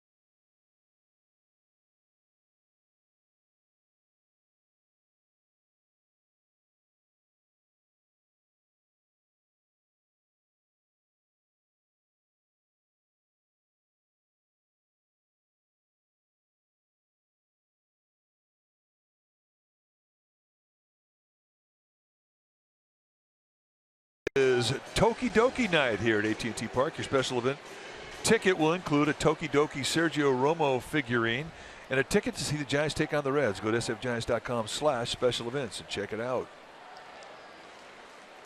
Here we go into the 6th inning. Jake Peavy back on the mound on this 4th of July holiday. Everybody in a festive mood and often a festive mode. And there's ball 1 to Nolan Arenado. The big sluggers are up here. Arenado 22 homers, leading the league in RBIs. Gonzalez 18 homers. Story 19 homers. Those are the 3 guys coming up. 1-1. Arenado has doubled deep to center field and flied out deep to right. 3-1. The Giants are leading. 3 infielders have swung over to the left side of the infield. That was a hanger down the left field line. It is foul. Hooking. 1-2. Hey, lefty got it. That a bit. Everybody talking about the Warriors' blockbuster acquisition today, signing Kevin Durant, the great superstar from the Oklahoma Thunder, Oklahoma City Thunder, and that's everybody's. The whole town's talking about it, and maybe the whole country. There's a high fly ball into left center. Pagan battling the sun, still going. That ball carrying well, and he's got it in deep left center. 3 years ago, when the Rockies were in town, he came into the radio booth to visit with Dave Fleming and me, and we found him to be a very genial guy, and he really had a lot of questions. He was kind of interviewing us about the game, what he should look for. And we told him that the Rockies, who at that time were in last place, the Giants were the defending world champions, of course. He says, oh, so the Giants should win this game easy. Yeah, well, it doesn't work that way in baseball, but so we tried to explain to him how baseball is so much different than the NBA or the NFL or almost any sport in that regard, based on who's pitching that day to start with. And he was fascinated by that, and he asked a lot of questions about that. That's a ball in the dirt. And I told him my theory about that it was unfair to guys. You're taking a shot. If you score the shot, you get 2 points, at least 2 points. Yeah. But you get fouled, and they make you earn the 2 points one at a time. Yeah. And I said, You shoot a free throw, you score it, you should get 2 points. And he says, I'm not for that. I said, what? Don't you think that'd be to your advantage? He says, I really take pride in my free throw shooting. I spend a lot of time working on it. I'm pretty good at it, and I feel like that gives me an edge over a lot of other guys. So he gave me a little idea of a different way to look at it, and he's like the great ones. He's looking for that edge. But he was just very comfortable here at the ballpark. He spent some time in our booth on the TV side. He couldn't be a nicer guy. Really enjoyed talking baseball with him. And they had a game that night over across the bay against the Warriors. Anyway, Kevin Durant is now a Warrior. Well, it'll be up to us to make him a Giants fan. Get him over here. I think if he spent any time around these guys in the clubhouse and whatnot, they would make him a fan. They've made a lot of people fans here in the last few years, and watching him play, watching them grind. Carlos Gonzalez, soaring fly ball, and that is Jarrett Parker battling the wind and the sun. He got the glasses on, and even after he caught it, he took another look up to the skies and said, man, that is tough. You can see the sun reflected his glasses. Just nothing easy about fly balls pop-ups today. Nothing. And this has been defined since the first inning. It's one of those days where you get, if there's a high fly ball like that, I mean, you converge on it. 2, 3 guys, however many you can go, you're going to need help. Peavy 82 pitches into this outing. A lot of fly balls today. Don't normally see that with Peavy. More of a ground ball guy. Story has struck out and flied out, and it's too high, ball 1. Peavy and the Giants ahead 3-1. Peavy gave up a single in the 5th inning. That's the only base runner he's allowed since the 2nd inning to the Rockies. Retired 12 of the last 13. Back to the screen. Story leading all major league rookies with 19 homers and 50 runs batted in. So this guy, and he was not the guy really I think they looked at as the heir apparent to Tulowitzki, but he sort of emerged in spring training. Another shortstop possibility, got hurt, and he had one of the great first weeks of the season that anybody's ever had. Oh, you talk about putting yourself on the map in the first week of the season. He did it with the long ball. But the thing that impresses me is the league sort of adapted to him. Is here we are, right, going into the second half of the season, and this guy comes into this game hit 266. I think that's pretty good growth. He's got a lot of strikeouts. He's got over 100 strikeouts the first half of the season, and that's something that he'll have to work to cut down on. But he has maintained his presence in the lineup. I mean, he's hitting 5th today. He's also done a good job with the glove at shortstop. He's manned that position well. 2-2 the count to him, and he's a threat. And he hit all those home runs. What did he hit? 8 home runs the first week, something like that, 7 or 8. He's got 19. He's kept hitting them on a regular basis. 3-2 now. Just missed inside. See where Peavy was trying to go with that fastball in the 2-2 count. He had a chance to go off the plate, and he did. And really, Story, who's been swinging at that inside pitch, somehow managed to lay off.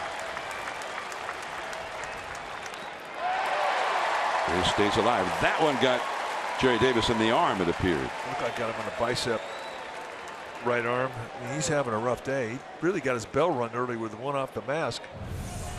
And this one is off the right arm. Ooh. The arm and rib cage. Maybe shared that one. Posey giving him some time to shake off the pain of that one. If I'm an umpire, I want that old-time balloon protector. I want to hide behind it, like they used to use in the American League. Yeah. The last guy in the National League I remember using that was Lee Wire, Ed Montague's dear friend. 3-2 the count. 2 down, nobody on. That is hit a mile foul. Wow. A majestic foul into the second deck. Dave Kingman, as a rookie for the Giants, set a record back in 1972 with 21 home runs as a rookie before the break. Albert Pujols tied that 29 years later. Jock Peterson came within one of that last year, and Trevor Story is very close to it this year. Not often done. Kingman and Pujols, they became two of the great home run hitters of the game. That's a foul out of play. Got a chance to play with Dave Kingman several years over in Chicago when we were with the Cubs. What a great guy. Good teammate. You were there for his incredible year. He had 48 home runs the one year. And I think he hit one every time I pitched. Now that's a good teammate. That's a great teammate. Derek Law starting to throw in the Giants bullpen. His Story giving Peavy a workout here. We're in the 6th inning. 2 down, nobody on. And he walks. Well, he earned that walk. He had some really good takes in that sequence. I agree. He did earn it. So Bochy, and he's pacing a little bit. Peavy pitched a very strong game up till now, but that pitch count is growing. It's getting around that time where they start worrying that he might just kind of lose it all at once. Here's Ryan Rayburn. He hit a long double over the head of Pagan back in the 2nd inning. He struck out looking in the 4th. Oh, look out. That got the attention of the on-deck batter, Mark Reynolds. Well, Dave Binger has been down there in the close to visiting dugout. Low first. He almost got smoked. Are you okay, Dave? Yeah, don't mess with Benny.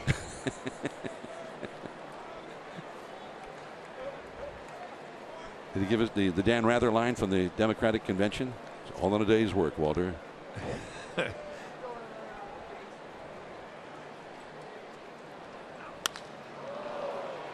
That one carrying well, and Parker had to stop going back and then made the catch. 6 strong from Jake Peavy. He's got a 3-1 lead. Green, Belt, and Posey coming up.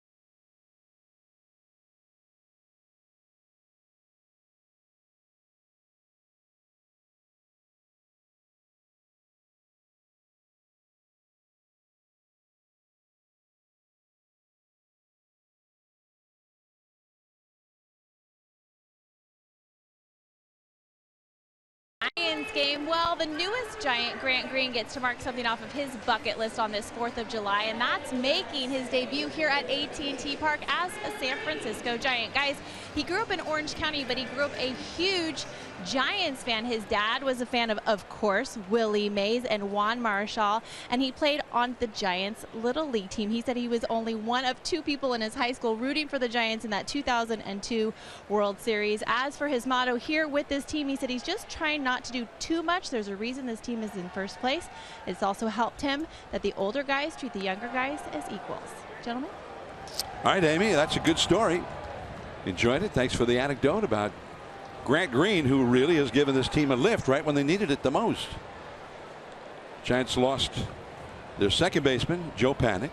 They lost their backup second baseman, Kelby Tomlinson, and he was doing a great job. Then they lost their backup to the backup, Ramiro Pena, who was red hot, and now Grant Green, the backup to the backup for the backup, and he's done a great job. How many times can you go to the well and still come up with a guy who's going to do a great job for you? Well, they've been blessed in that regard. But you know, you saw this depth in spring training. We talked about it all spring. The guys that were there that were all likely were not going to make the team. That's a hard base hit to left field. Green's got his first hit of the game, and he's got 7 hits in 21 at bats as a Giant in his 5 games. But this is his 8th year of professional baseball, and you know, he's got a little over a year's time at the big league level. But he's a professional player. I mean, he gives you a good at bat. He understands how to play the game. He knows how to adjust his at bats situationally. I mean, and he also can do the same thing on the defensive side. Plus, he can play at 3 positions in the infield. Now, that's a commodity, and he's worked hard to be that type of a player. This year, he got a chance. He's making good on it. Here's Brandon Belt.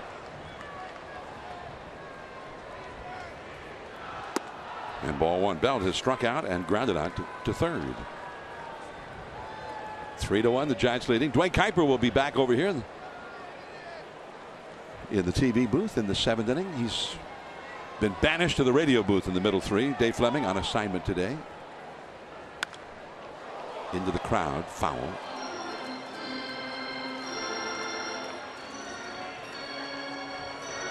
Yep. So you got it. Got a bit.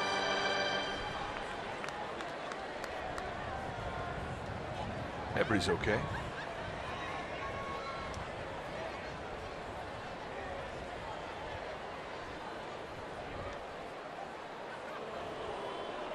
It's a pretty good move right there. I just got picked off.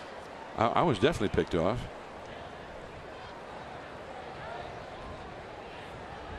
See why the Rockies like young Tyler Anderson, the lefty out there in the hill today.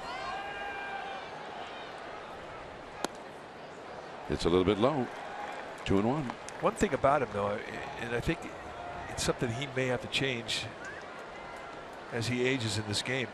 The little hesitation he's got when he lifts his leg up, and that's something he does out of the windup. He does it to a lesser degree out of the stretch, but still, he's slow out of the stretch. And I think with that little pause that he has, I think it's going to be easy, not so much to steal from first, but from second. I think he's going to be vulnerable. His unload time is really slow. Well, if there's any aspect of the game where you're vulnerable, teams will exploit it. In the dirt outside, that was a save by Nick Hundley. Buster Posey on deck. The count is 3-1 to Belt.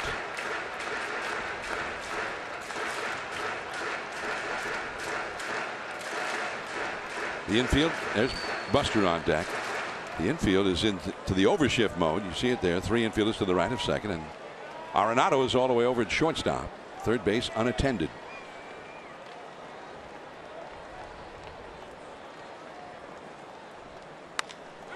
Right to the first baseman, Reynolds. Was he on second? Wow. It was Arenado who came across the bag and made the play. They had 2 guys there at second base. So Reynolds sent it to second, and then they worked it out from there. I wondered if Arenado was actually on the bag Looked like he stepped in front of the bag to field that one. We'll see here.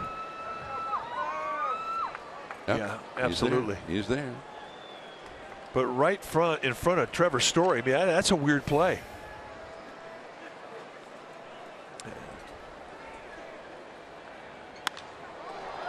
Buster Posey into right field. Cargo. And the inning is over. Dwayne Kuiper will be back on this side of the 7th on this Independence Day. USAA honors those who have served and all of our service members at home and abroad.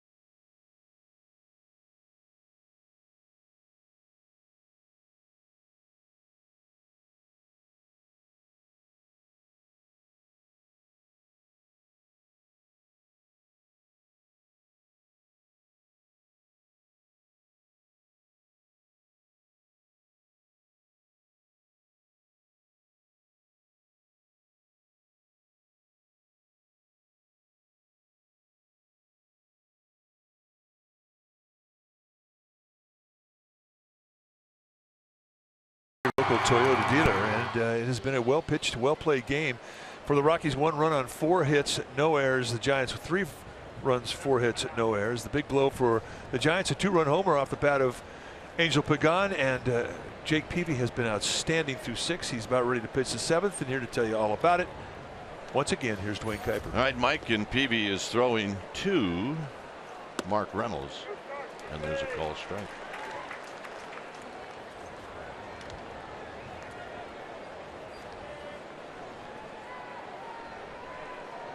Hundley to follow.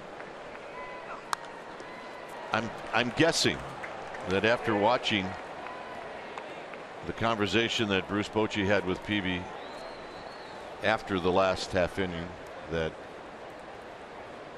he's on a short leash.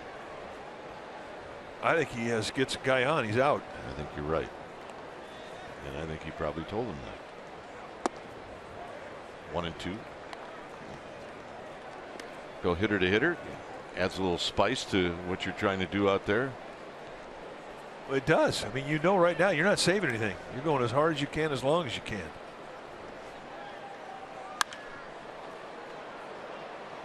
High and foul down the right field line and out of play. Heads up, Mac Williams.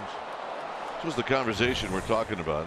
I was over on the radio side, so I'm not sure if you guys showed it or if this is the first time, but this is what I saw. It's what you saw, and I think Peavy, Bruce Bochy was telling him that you're out, and he was like, no, I think I got some left. That's exactly what he was saying. And then he cut a deal with him. Yeah, I'll let you have one. You get one guy on, I'm coming to get you, and that's the deal.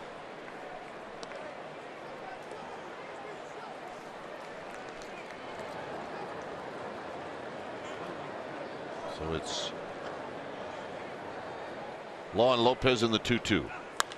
Fouled out of play again.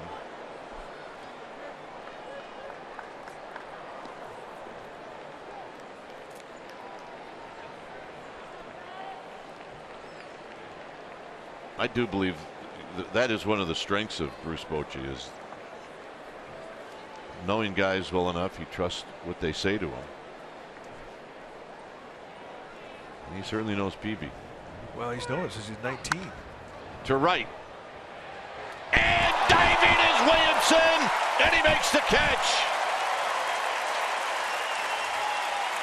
What a great play. And Peavy gets to face another hitter. That's exactly right. Mac Williamson kept him in the game. I mean, it's a nice at bat. Taken away, and if it gets by Williamson, that's at least a double, maybe 3. Boy, he completely sells out for this thing. Parallel to the ground, and watch the reaction from Jake Peavy. Where's his emotions on his sleeve? Big league play. Here's Hundley, who's been on base twice. Rolls this one foul to Tejada. Another look. It was a great play. Well, I mean, look at how parallel to the ground he gets. I mean, that's a sellout right there. Yeah. He's not thinking about his body at all. He's thinking about catching the ball in the sweet spot of the glove. Beautiful play.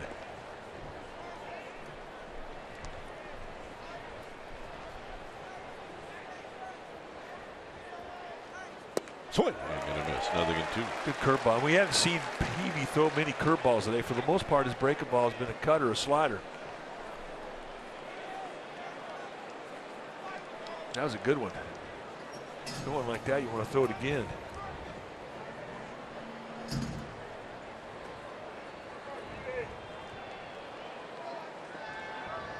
Peavy wanted a fastball, or Posey wanted a fastball, and Peavy shook off.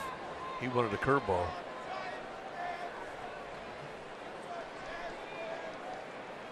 So now they're settled on a slider. So that's middle ground. Well, yeah, I mean,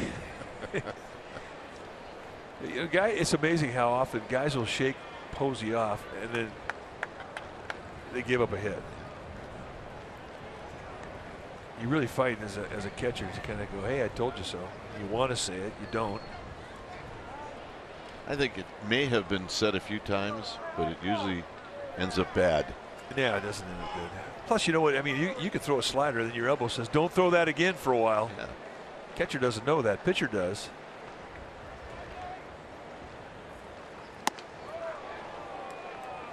Yeah, the old talking to elbow, that's never good. Yeah, the older you get, the louder it talks to you.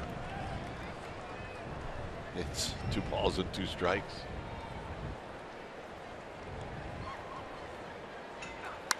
Popped him up. Pagan doing the pop-up dance. Wow. Wow is right. Pagan's thinking, so this is the day.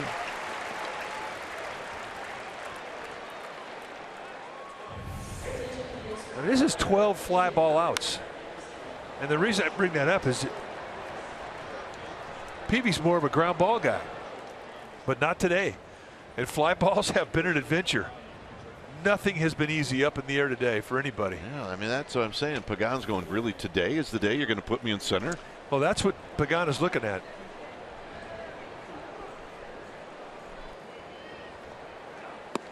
Christian Adames is the pinch hitter.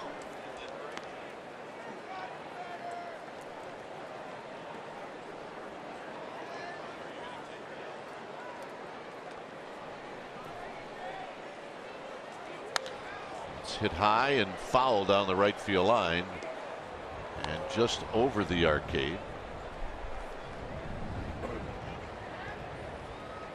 All right. Found a good home. That's all we care about. 1-1 pitch to Adames.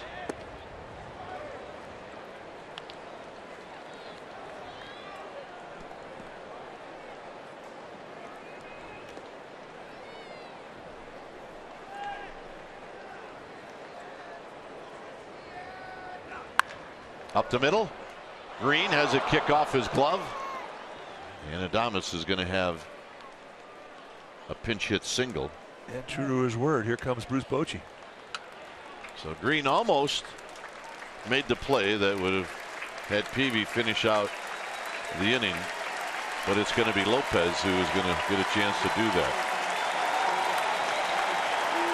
And listen to the nice ovation for Jake Peavy. And it's time for a change. Think Speedy, oil change and auto service. Your oil change tune-up and smog experts. We'll be back.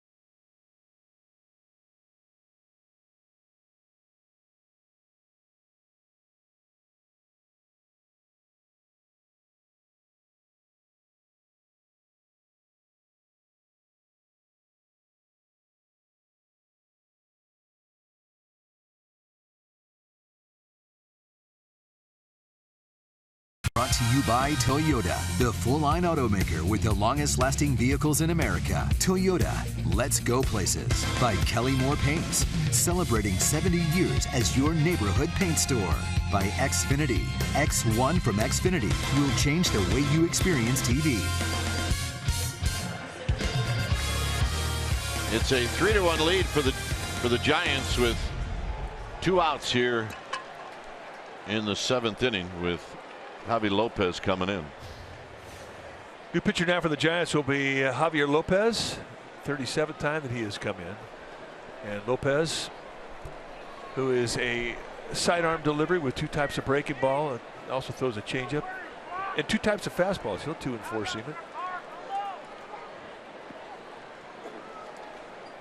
Blackman is 0 for 3. And 1 ball and no strikes. Pretty good pitch. Just missed on the inside corner. For Jake Peavy today, he's got to be happy with how he threw. Ooh, yes. Popped up. Tough play. And Tejada's got it. And that's going to end the inning. Nice play, and Lopez with 2 pitches gets the final out here in the 7th inning. So we're going to stay for God Bless America. And all around the world. Here now to perform God Bless America on this special holiday, please welcome from the 129th Rescue Wing, Master Sergeant Andrew McGrath.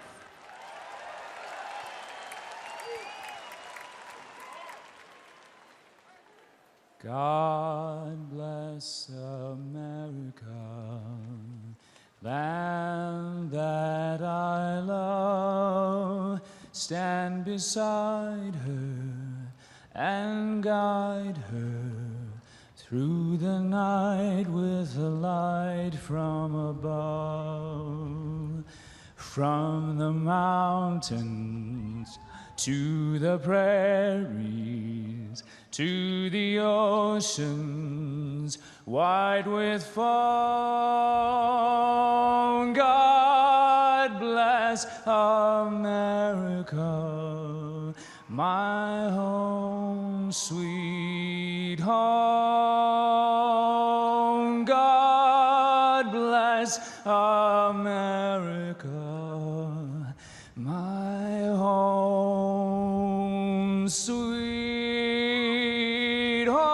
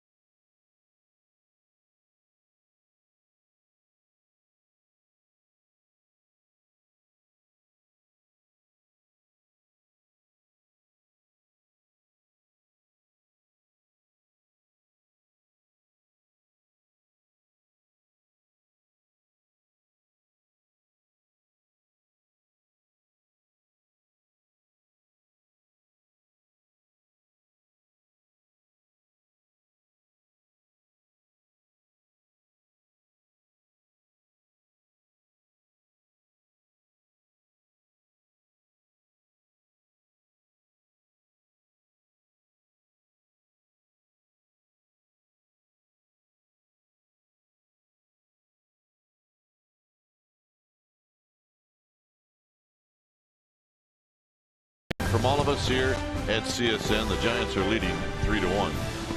All right, time now for our Geico quote. It's Bruce Bochy that said that he was thrilled with Osich and Strickland yesterday. He said, great bounce back by those kids.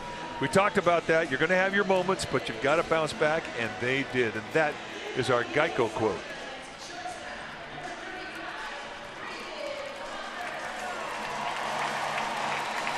When it's time for a change, think Speedy.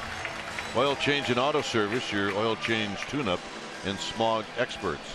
Jake McGee rather, just off the disabled list. He's in the game now, 0-2. He was the closer the first part of this year for the Rockies. He's been replaced as they ease him back into shape, but he's got outstanding stuff for McGee. You're going to see a mid to high 90s fastball and a good curveball. He's basically a two-pitch guy.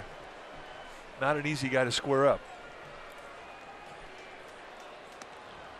So facing Crawford on a check swing, 1 ball and no strikes. Believe even. Even believing. 2010, 12, 14. She's even believing. Yeah. Okay, I'm with you. Yeah. Took a little time to do that. Think of that. A frustrating DL for McGee because it wasn't his arm that put him on the DL. It was left knee inflammation.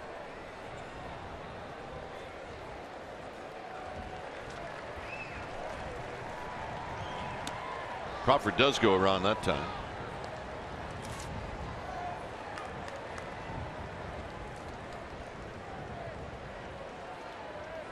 Familiar face off the disabled list today. Sergio Romo starting to get loose. On the ground. Story got a funny hop.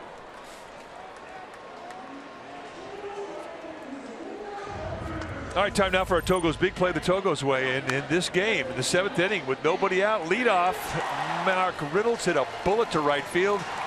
And Mac Williamson gobbles it up completely parallel to the ground. And Jake Peavy, who was stellar today, digging it, cheering him on. And that's our Togo's big play the Togo's way.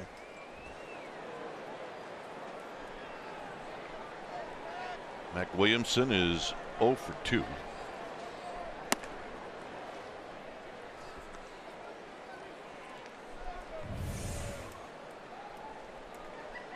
To see the emotion and the intensity that Jake Peavy brings into that clubhouse and that dugout and the field every day he goes out. Good teammate. How could you not want to lay out, dive for him, huh? Absolutely.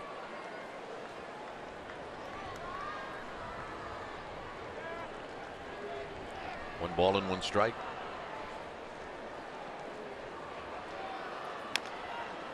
And that's hit foul. I mean, that's a great shot. He's completely parallel to the ground.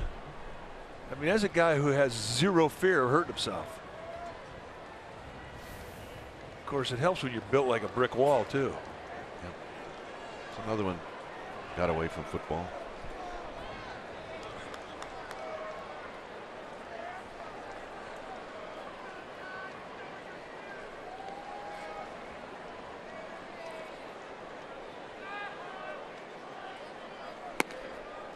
Two and 2.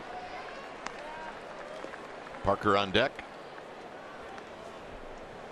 The bunting is out today.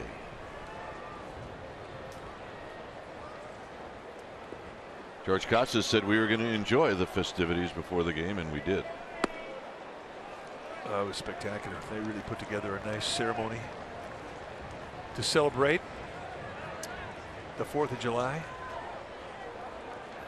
Pretty much the halfway point of the baseball season.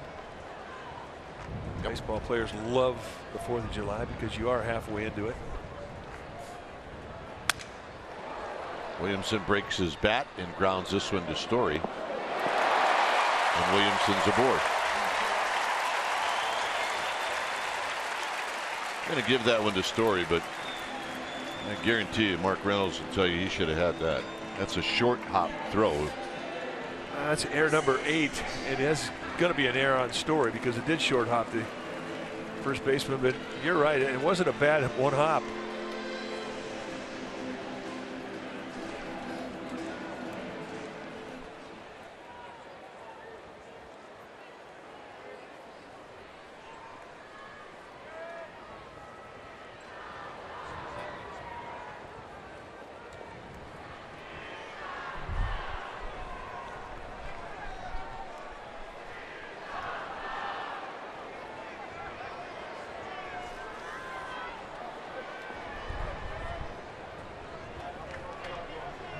Parker takes a strike.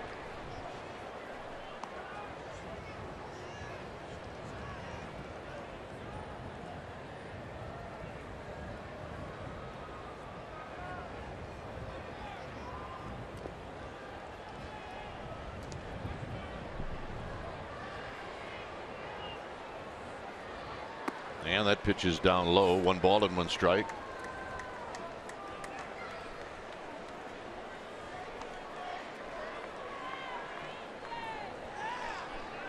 Romo still getting loose.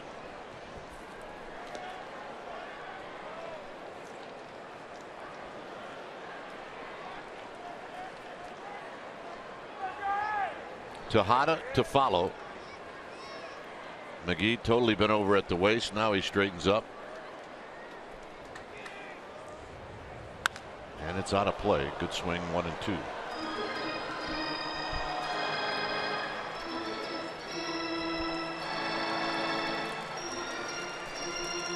There you go. Way to go, Grandpa.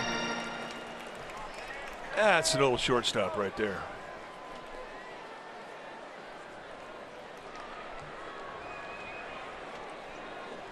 Might be the very first shortstop. Could be. 1 ball and 2 strikes. Got him. Good hard curveball.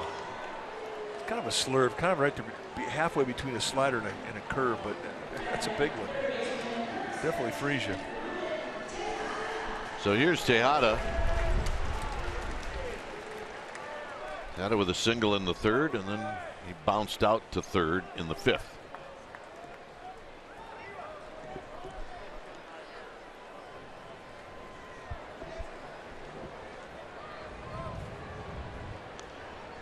McGee gets the sign as he goes after Tejada, and Tejada hits a high fly ball to left. Moving back is Rayburn, and now as he backpedals up against the wall, he'll put it away to end the inning. 8th inning coming up.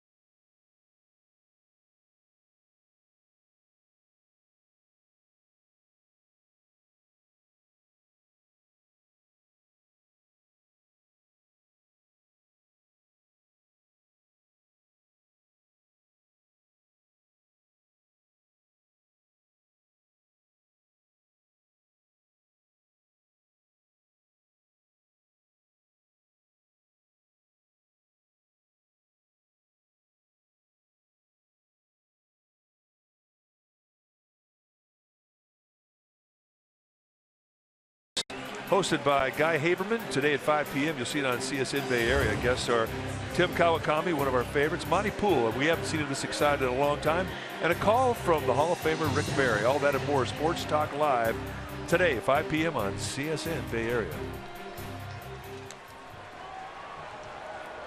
Well, it's time for a change. Think Speedy. Oil change and auto service, your oil change tune-up and smog experts.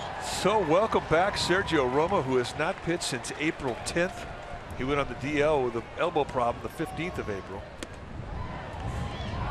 So his season starts really today. Healthy and feeling good. Just a time to face the heart of the beast. There's that slider, and it's 1 ball and 1 strike.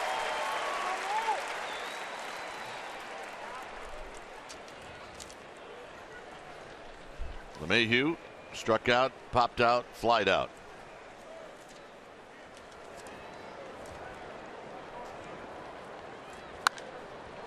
Foul down the right field line and out of play. Sergio Romo, 34 years old now. It's his 8th year at the big league level. One of the core 4 relievers that was part of the 2010, 2012, 2014 World Championship teams, along with Jeremy Affeldt, Javier Lopez, Santiago Casilla. Came up through the Giants organization, a 28th round pick back in 2005. 2-2. So good to see him back healthy again.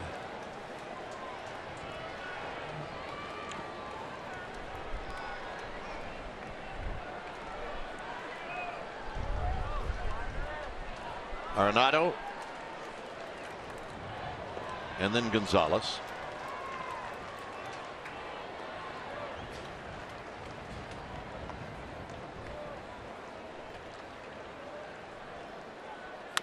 On the ground towards the hole. Crawford on the backhand.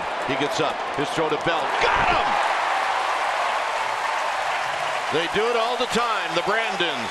1 down here in the 8th inning. Well, I mean, every part of this play is spectacular. He slides into a backhand, quickly gets to his feet, and unloads. It goes down in the dirt, and it's going to be a nasty one-hopper coming up. And the Brandons pull it off on both ends of the play. Just spectacular defense. And they have just been putting on a clinic here, really, I mean, all year. But this last week has just been something else. One highlight film play after another. You can add that one to it. So here's Arenado. And he looks at a pitch down low. Arenado doubled in the first, and then he's flied out twice.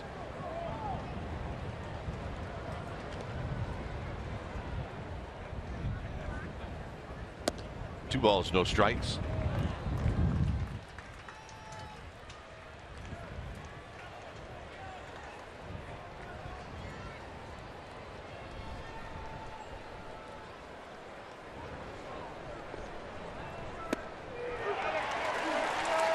Two-seam fastball.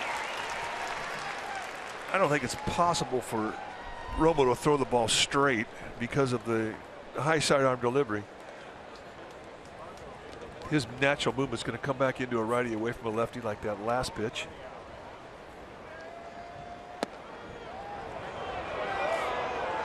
Romo asking low. Yep. Low with Jerry Davis. Other umpires, you'd get that strike. Now with a 2-run lead, you've got a challenge. This is not the place to walk, even to a power guy like Arenado.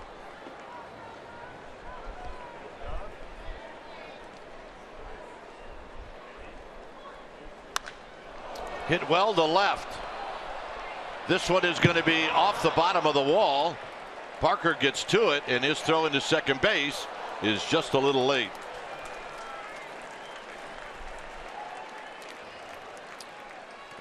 July 8th is the 3rd annual Orange Friday Happy Hour presented by Lagunitas. So come on out. You get a pregame party featuring Neon Velvet, a ticket to the D-backs game, a beverage. sfgiants.com/special events. We got a break as Bruce Bochy's coming out. So's Josh Osich. Giants are leading 3-1.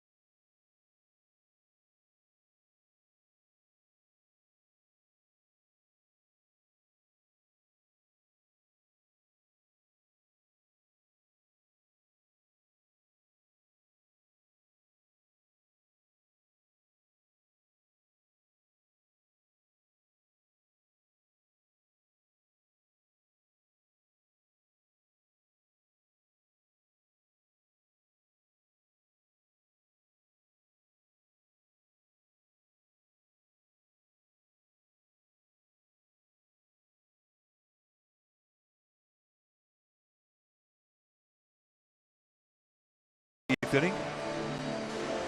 New pitcher now for Bruce Bochy is going to be Josh Osich, coming off a great outing yesterday.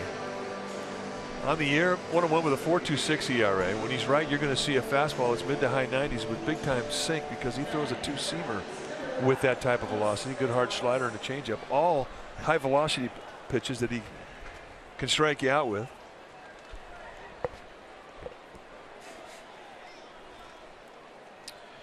And he'll go after Carlos Gonzalez.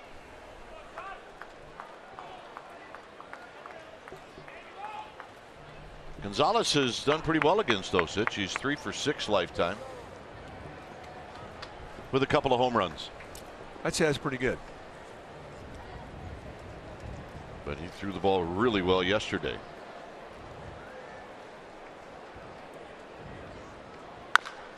Taps this one to Crawford, and Crawford will make the play. And on one pitch, his day is done.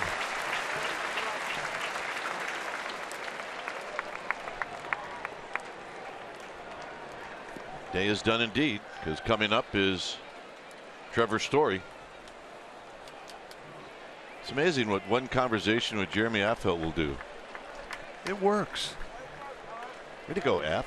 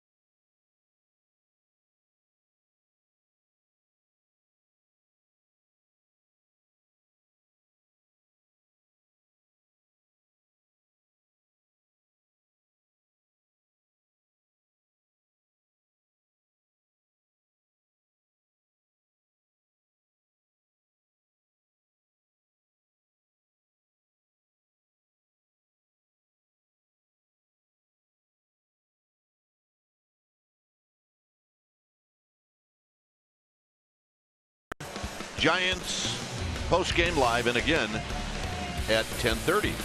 So it's at 6 and 10:30. Right here on CSN Bay Area. Host Henry Wolford. You get the post-game notes from Alex Pavlovich, and you get all kinds of insiders and experts. They're going to weigh in on Kevin Durant and the reaction from the sports world to Kevin Durant. Durant signing with the Warriors, or is about to. Here it's all about the Giants leading the Rockies 3-1 with Derek Law about ready to face Trevor Story. There's Law's year, 3-1 with a 3.10 ERA. He has one save, 29 strikeouts in 29 innings against 4 walks. A fastball that's mid-90s in velocity. The old 2 and 4 seam it. Curveball, slider, changeup. All swing and miss type pitches. First pitch strike, and it's 0-1.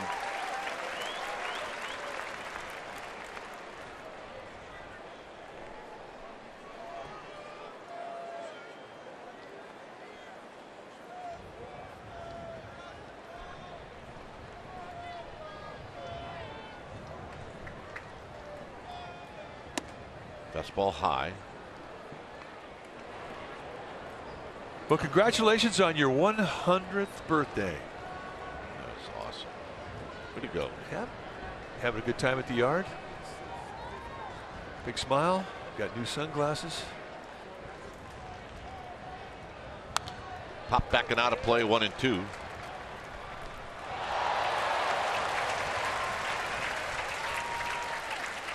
Brought his glove, made a play. Pass it around. Hot potato. Now let's take a look at it. Oh yeah, that's a player.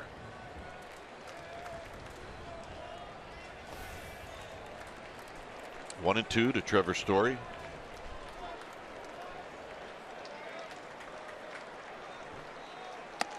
Very high, as you would like to say. An easy take, 2-2.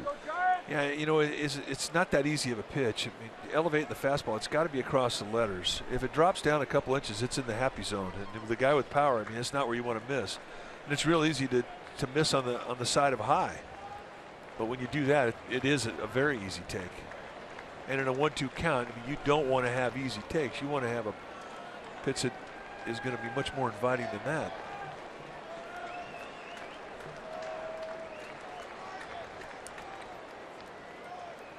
Up the middle. Green, off balance throw. He got him! Obviously, the Rockies will take a look at it. They'll ask the Giants to stay on the field. But the initial call is out. And we're going to take a look at it ourselves. Took a short step right there. And they got him. Well, they're going to look at it.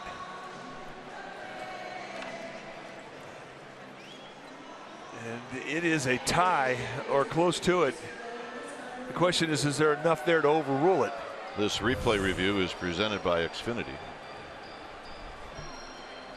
The long stretch of Brandon Belt. I don't think they can overturn that one. I do believe it was a tie.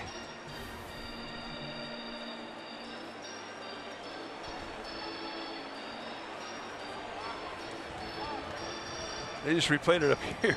They couldn't see the. Yeah, they didn't show the base. They didn't show the foot touch of the base, so everybody was a little disappointed with that. So, Jerry Davis, Carlos Torres on your left. They're looking it over. It's going to take a while. They're going to have to look at this one. If he was called safe, the Giants would take a look at it. That's exactly right. And I just think it's a tie, and I just don't think it's going to get overturned. Whatever the umpire called in this instance, he was right.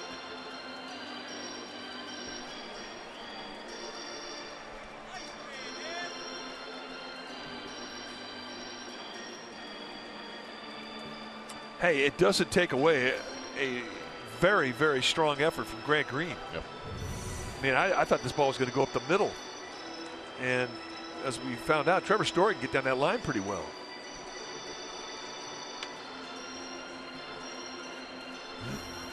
It's just going to be a matter of whether or not Grant Green can get enough on the throw. As it turned out, got there at the same time the foot did. So we'll see how they rule it in New York. Got him. And that's going to end the inning. Great play by Grant Green. Bottom of the 8th coming up.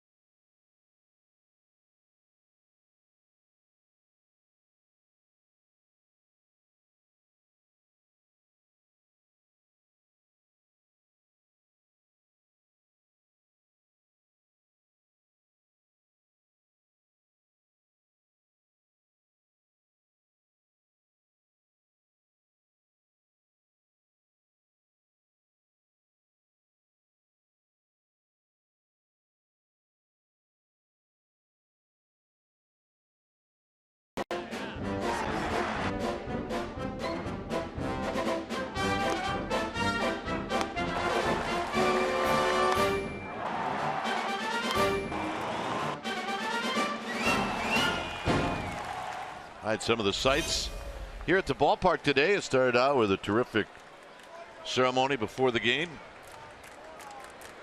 Some home runs, some great defensive plays. And here's Germán facing Connor Gillespie. Right out of bed, he throws him a changeup, and it's 0-1. Oh, that's not even legal, is it? Let's take a look at it. There's a rule. The first pitch cannot be a changeup. Gonzalez Germán, 30th game he's been into. When it's time for a change, think Speedy Oil Change and Auto Service, your oil change tune-up and smog experts. And that's what you're going to see. You're going to see mid-90s fastballs and changeups for the most part. He's got a slider. He'll throw that more to right-handers than lefties. But if you're hitting left-handed off Germán, you're going to see changeups as a specialty pitch.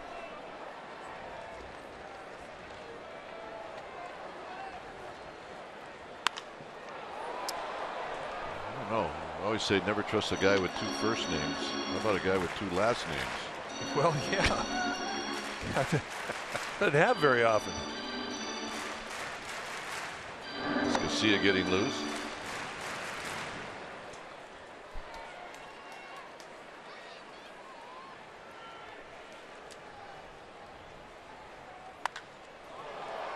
Gillespie skies one to right. Gonzalez will hang in there and put it away.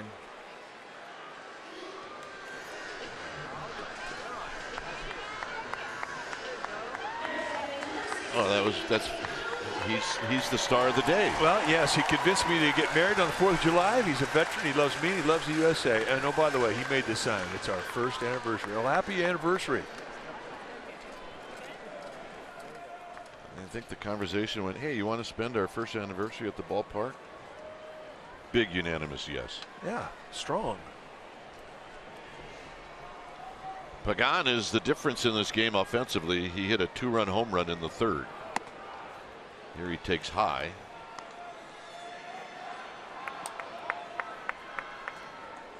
Only 1 hit since the 3rd inning, and that was a single by Grant Green.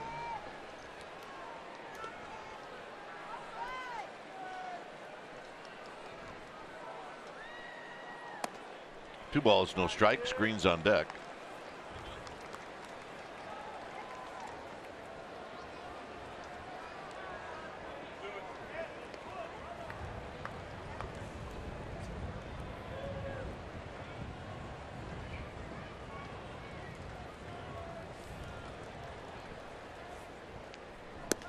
Outside corner, 2 balls and 1 strike.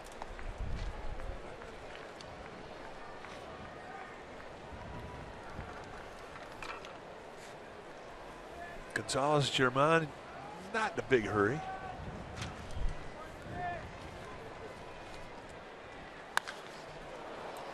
Sky down the left field line. Time for our player of the game. It's brought to you by Honda. We think that Angel Pagan is that guy, and why he had the big swing of the bat in the 2nd inning or 3rd inning, a 2-run homer.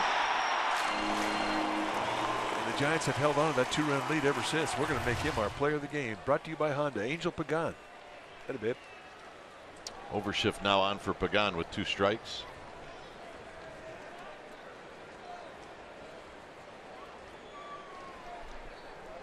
That's unusual.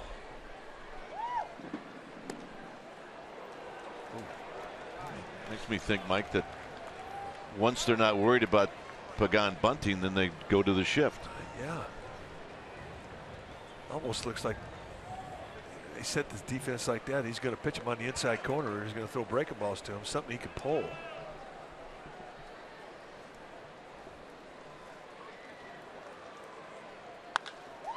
Sky to center field for Blackman. And Blackman dropped it. And Pagan's going to end up at 2nd. It's been an adventure for everybody today. It's just a horrible Sky.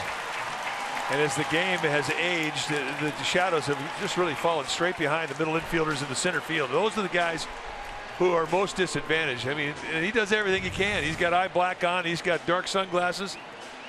And here he has no clue where that thing is. The fact that he almost caught it. He almost did. Is miraculous. And watch Pagan hustling. He knows how bad that sky is, right here he's thinking, hey, this may be something I could get to second base on. Hustling almost all the way, but hey, he's in scoring position. Double. Grant Green, 1 for 3. Can't penalize a guy who can't catch something he can't see.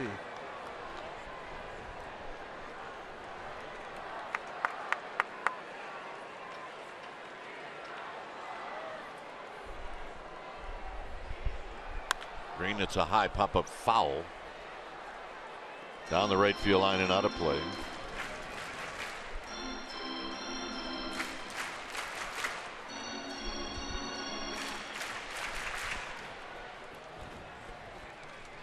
Belt on deck.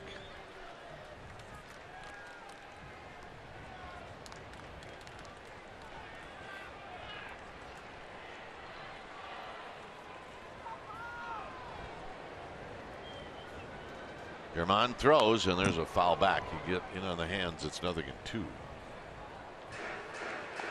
Dodgers in Baltimore, Dodgers and Orioles tonight at Dodger Stadium. Arizona will host the Padres. Here it's the Giants 3 and the Rockies 1.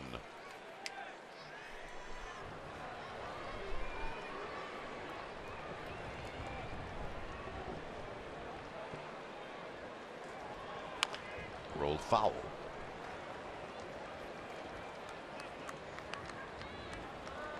That's a stay alive swing and an 0-2 count. What that was. That's right. That's a swing to see another pitch.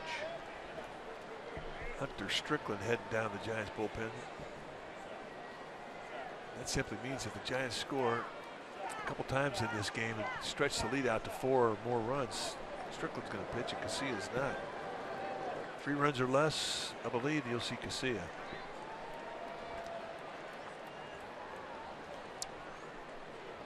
Outside and low, 1 and 2.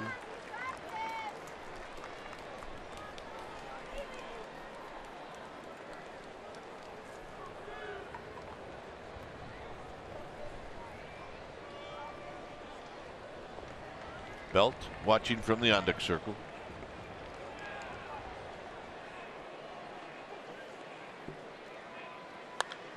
Fouled right over the end of the Rockies dugout. So Grant Green in the expanded defend mode. Here's the winner. And he did a good thing.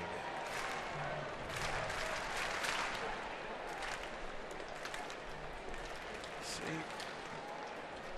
Chance to be a hero, and he took full advantage of it. Fouled again.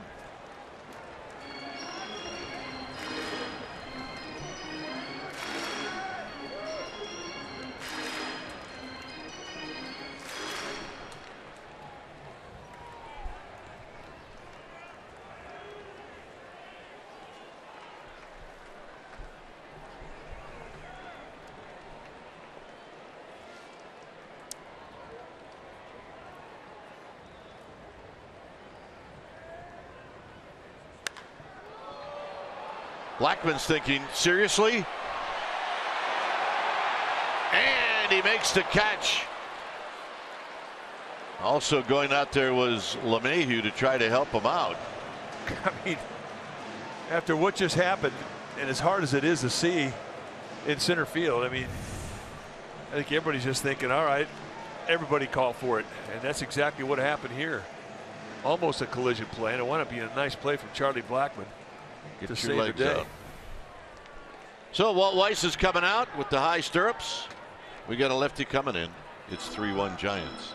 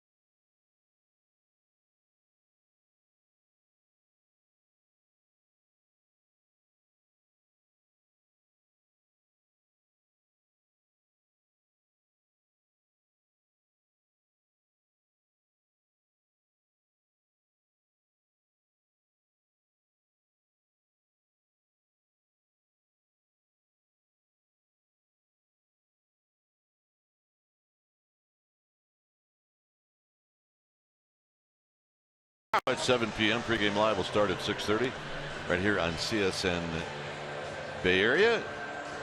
Come on and watch the pregame show. You can watch it live from Willie Mays Plaza, and the first 500 fans are going to get a cheer card and an authentic Giants fan jersey. It doesn't cost you anything. It's free.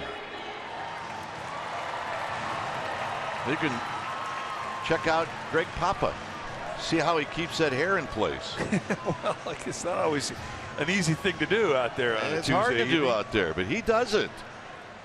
Here, it's Boone Logan going to take the ball for Walt Weiss. 32nd time he has come into a game. 2-pitch guy. Load him in 90s fastball and a hard slider.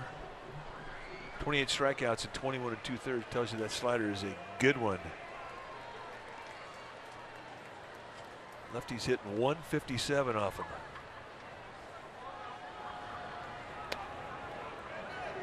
Belt is 0 for 3.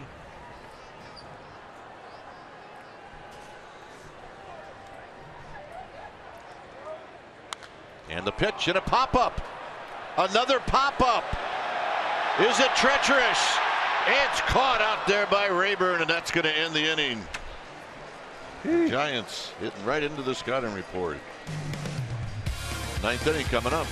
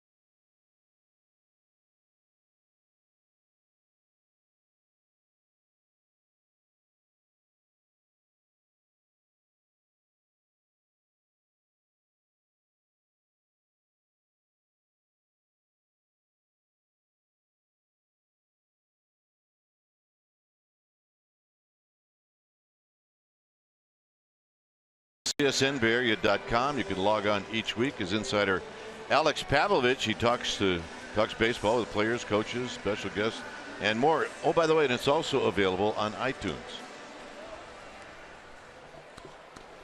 3-1 lead for the Giants as Santiago Casilla comes in. So Casilla will face Ryan Rayburn, and then Mark Reynolds, and then Nick Hundley. The numbers for Casilla: 19 saves, 3.03 ERA.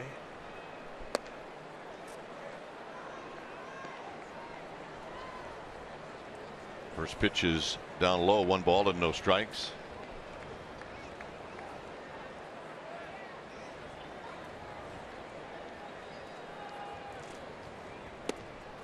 Rayburn may have helped him out. It's 1 ball and 1 strike. It's a good cutter. Rockies definitely not in a take mode here. Nope. Down 2. Doesn't seem like it.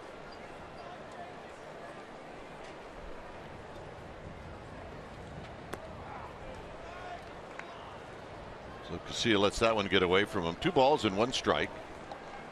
You come out of a ballpark like Chase Field in Arizona as a closer. I mean, you feel a little pinch there. You really can't make mistakes where guys can square you up in here. I mean, you could pound the outside corner and let guys take their best shot, hitting right-handed to right field. And, you know, that's not an easy side of the field to hit the ball out of. Hit on the ground to Crawford. Crawford has it. Crawford to Belt. 1 out. And here's Reynolds.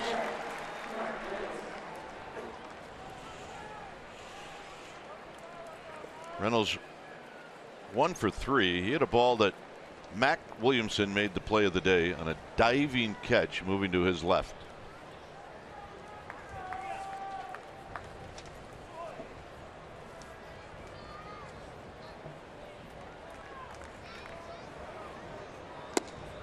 No balls and 1 strike.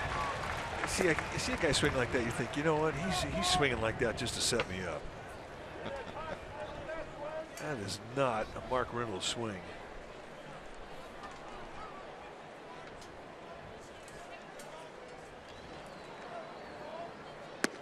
Oh, 2. Good curveball. So he opens him up with a cut, follows it up with a nasty curveball. He's given Reynolds his #1 best stuff. Got him. And then he drops down a little bit and widens up the break on the slider, and it's a free pitch. See ya. And Reynolds would have needed a broomstick to get that one. So a quick pitch with a little drop down on the delivery from Casilla, a little creativity. 7th Rocky to go down today by way of the strikeout. Peavy had 6 of them. Peavy had 6 of them.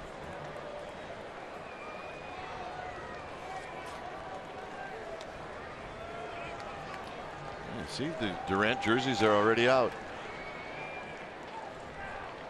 He takes a high. A little creativeness on that young man's part. Didn't take long. I think he's fired up. Yeah.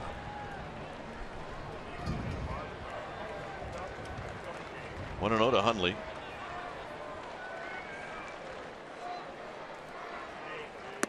One ball and 1 strike. Should Hundley reach, if that happens, then Daniel Descalzo will hit. He's on deck.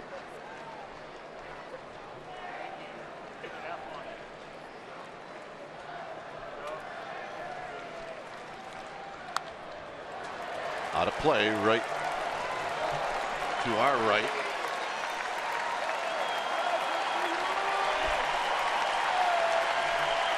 One and 2.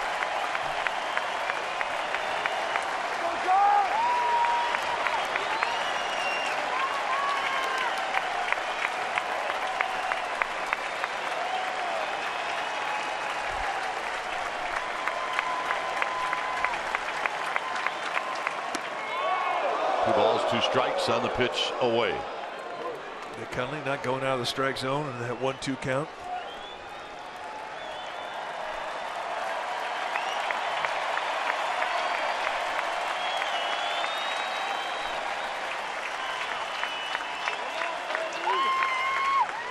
Got him, and that's the ball game.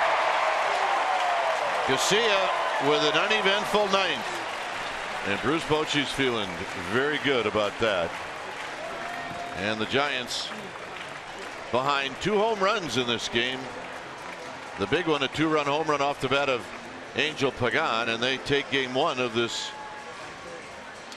3-game series and this 6-game homestand. So a nice win for the Giants, and Jake Peavy finally gets rewarded for a nice outing.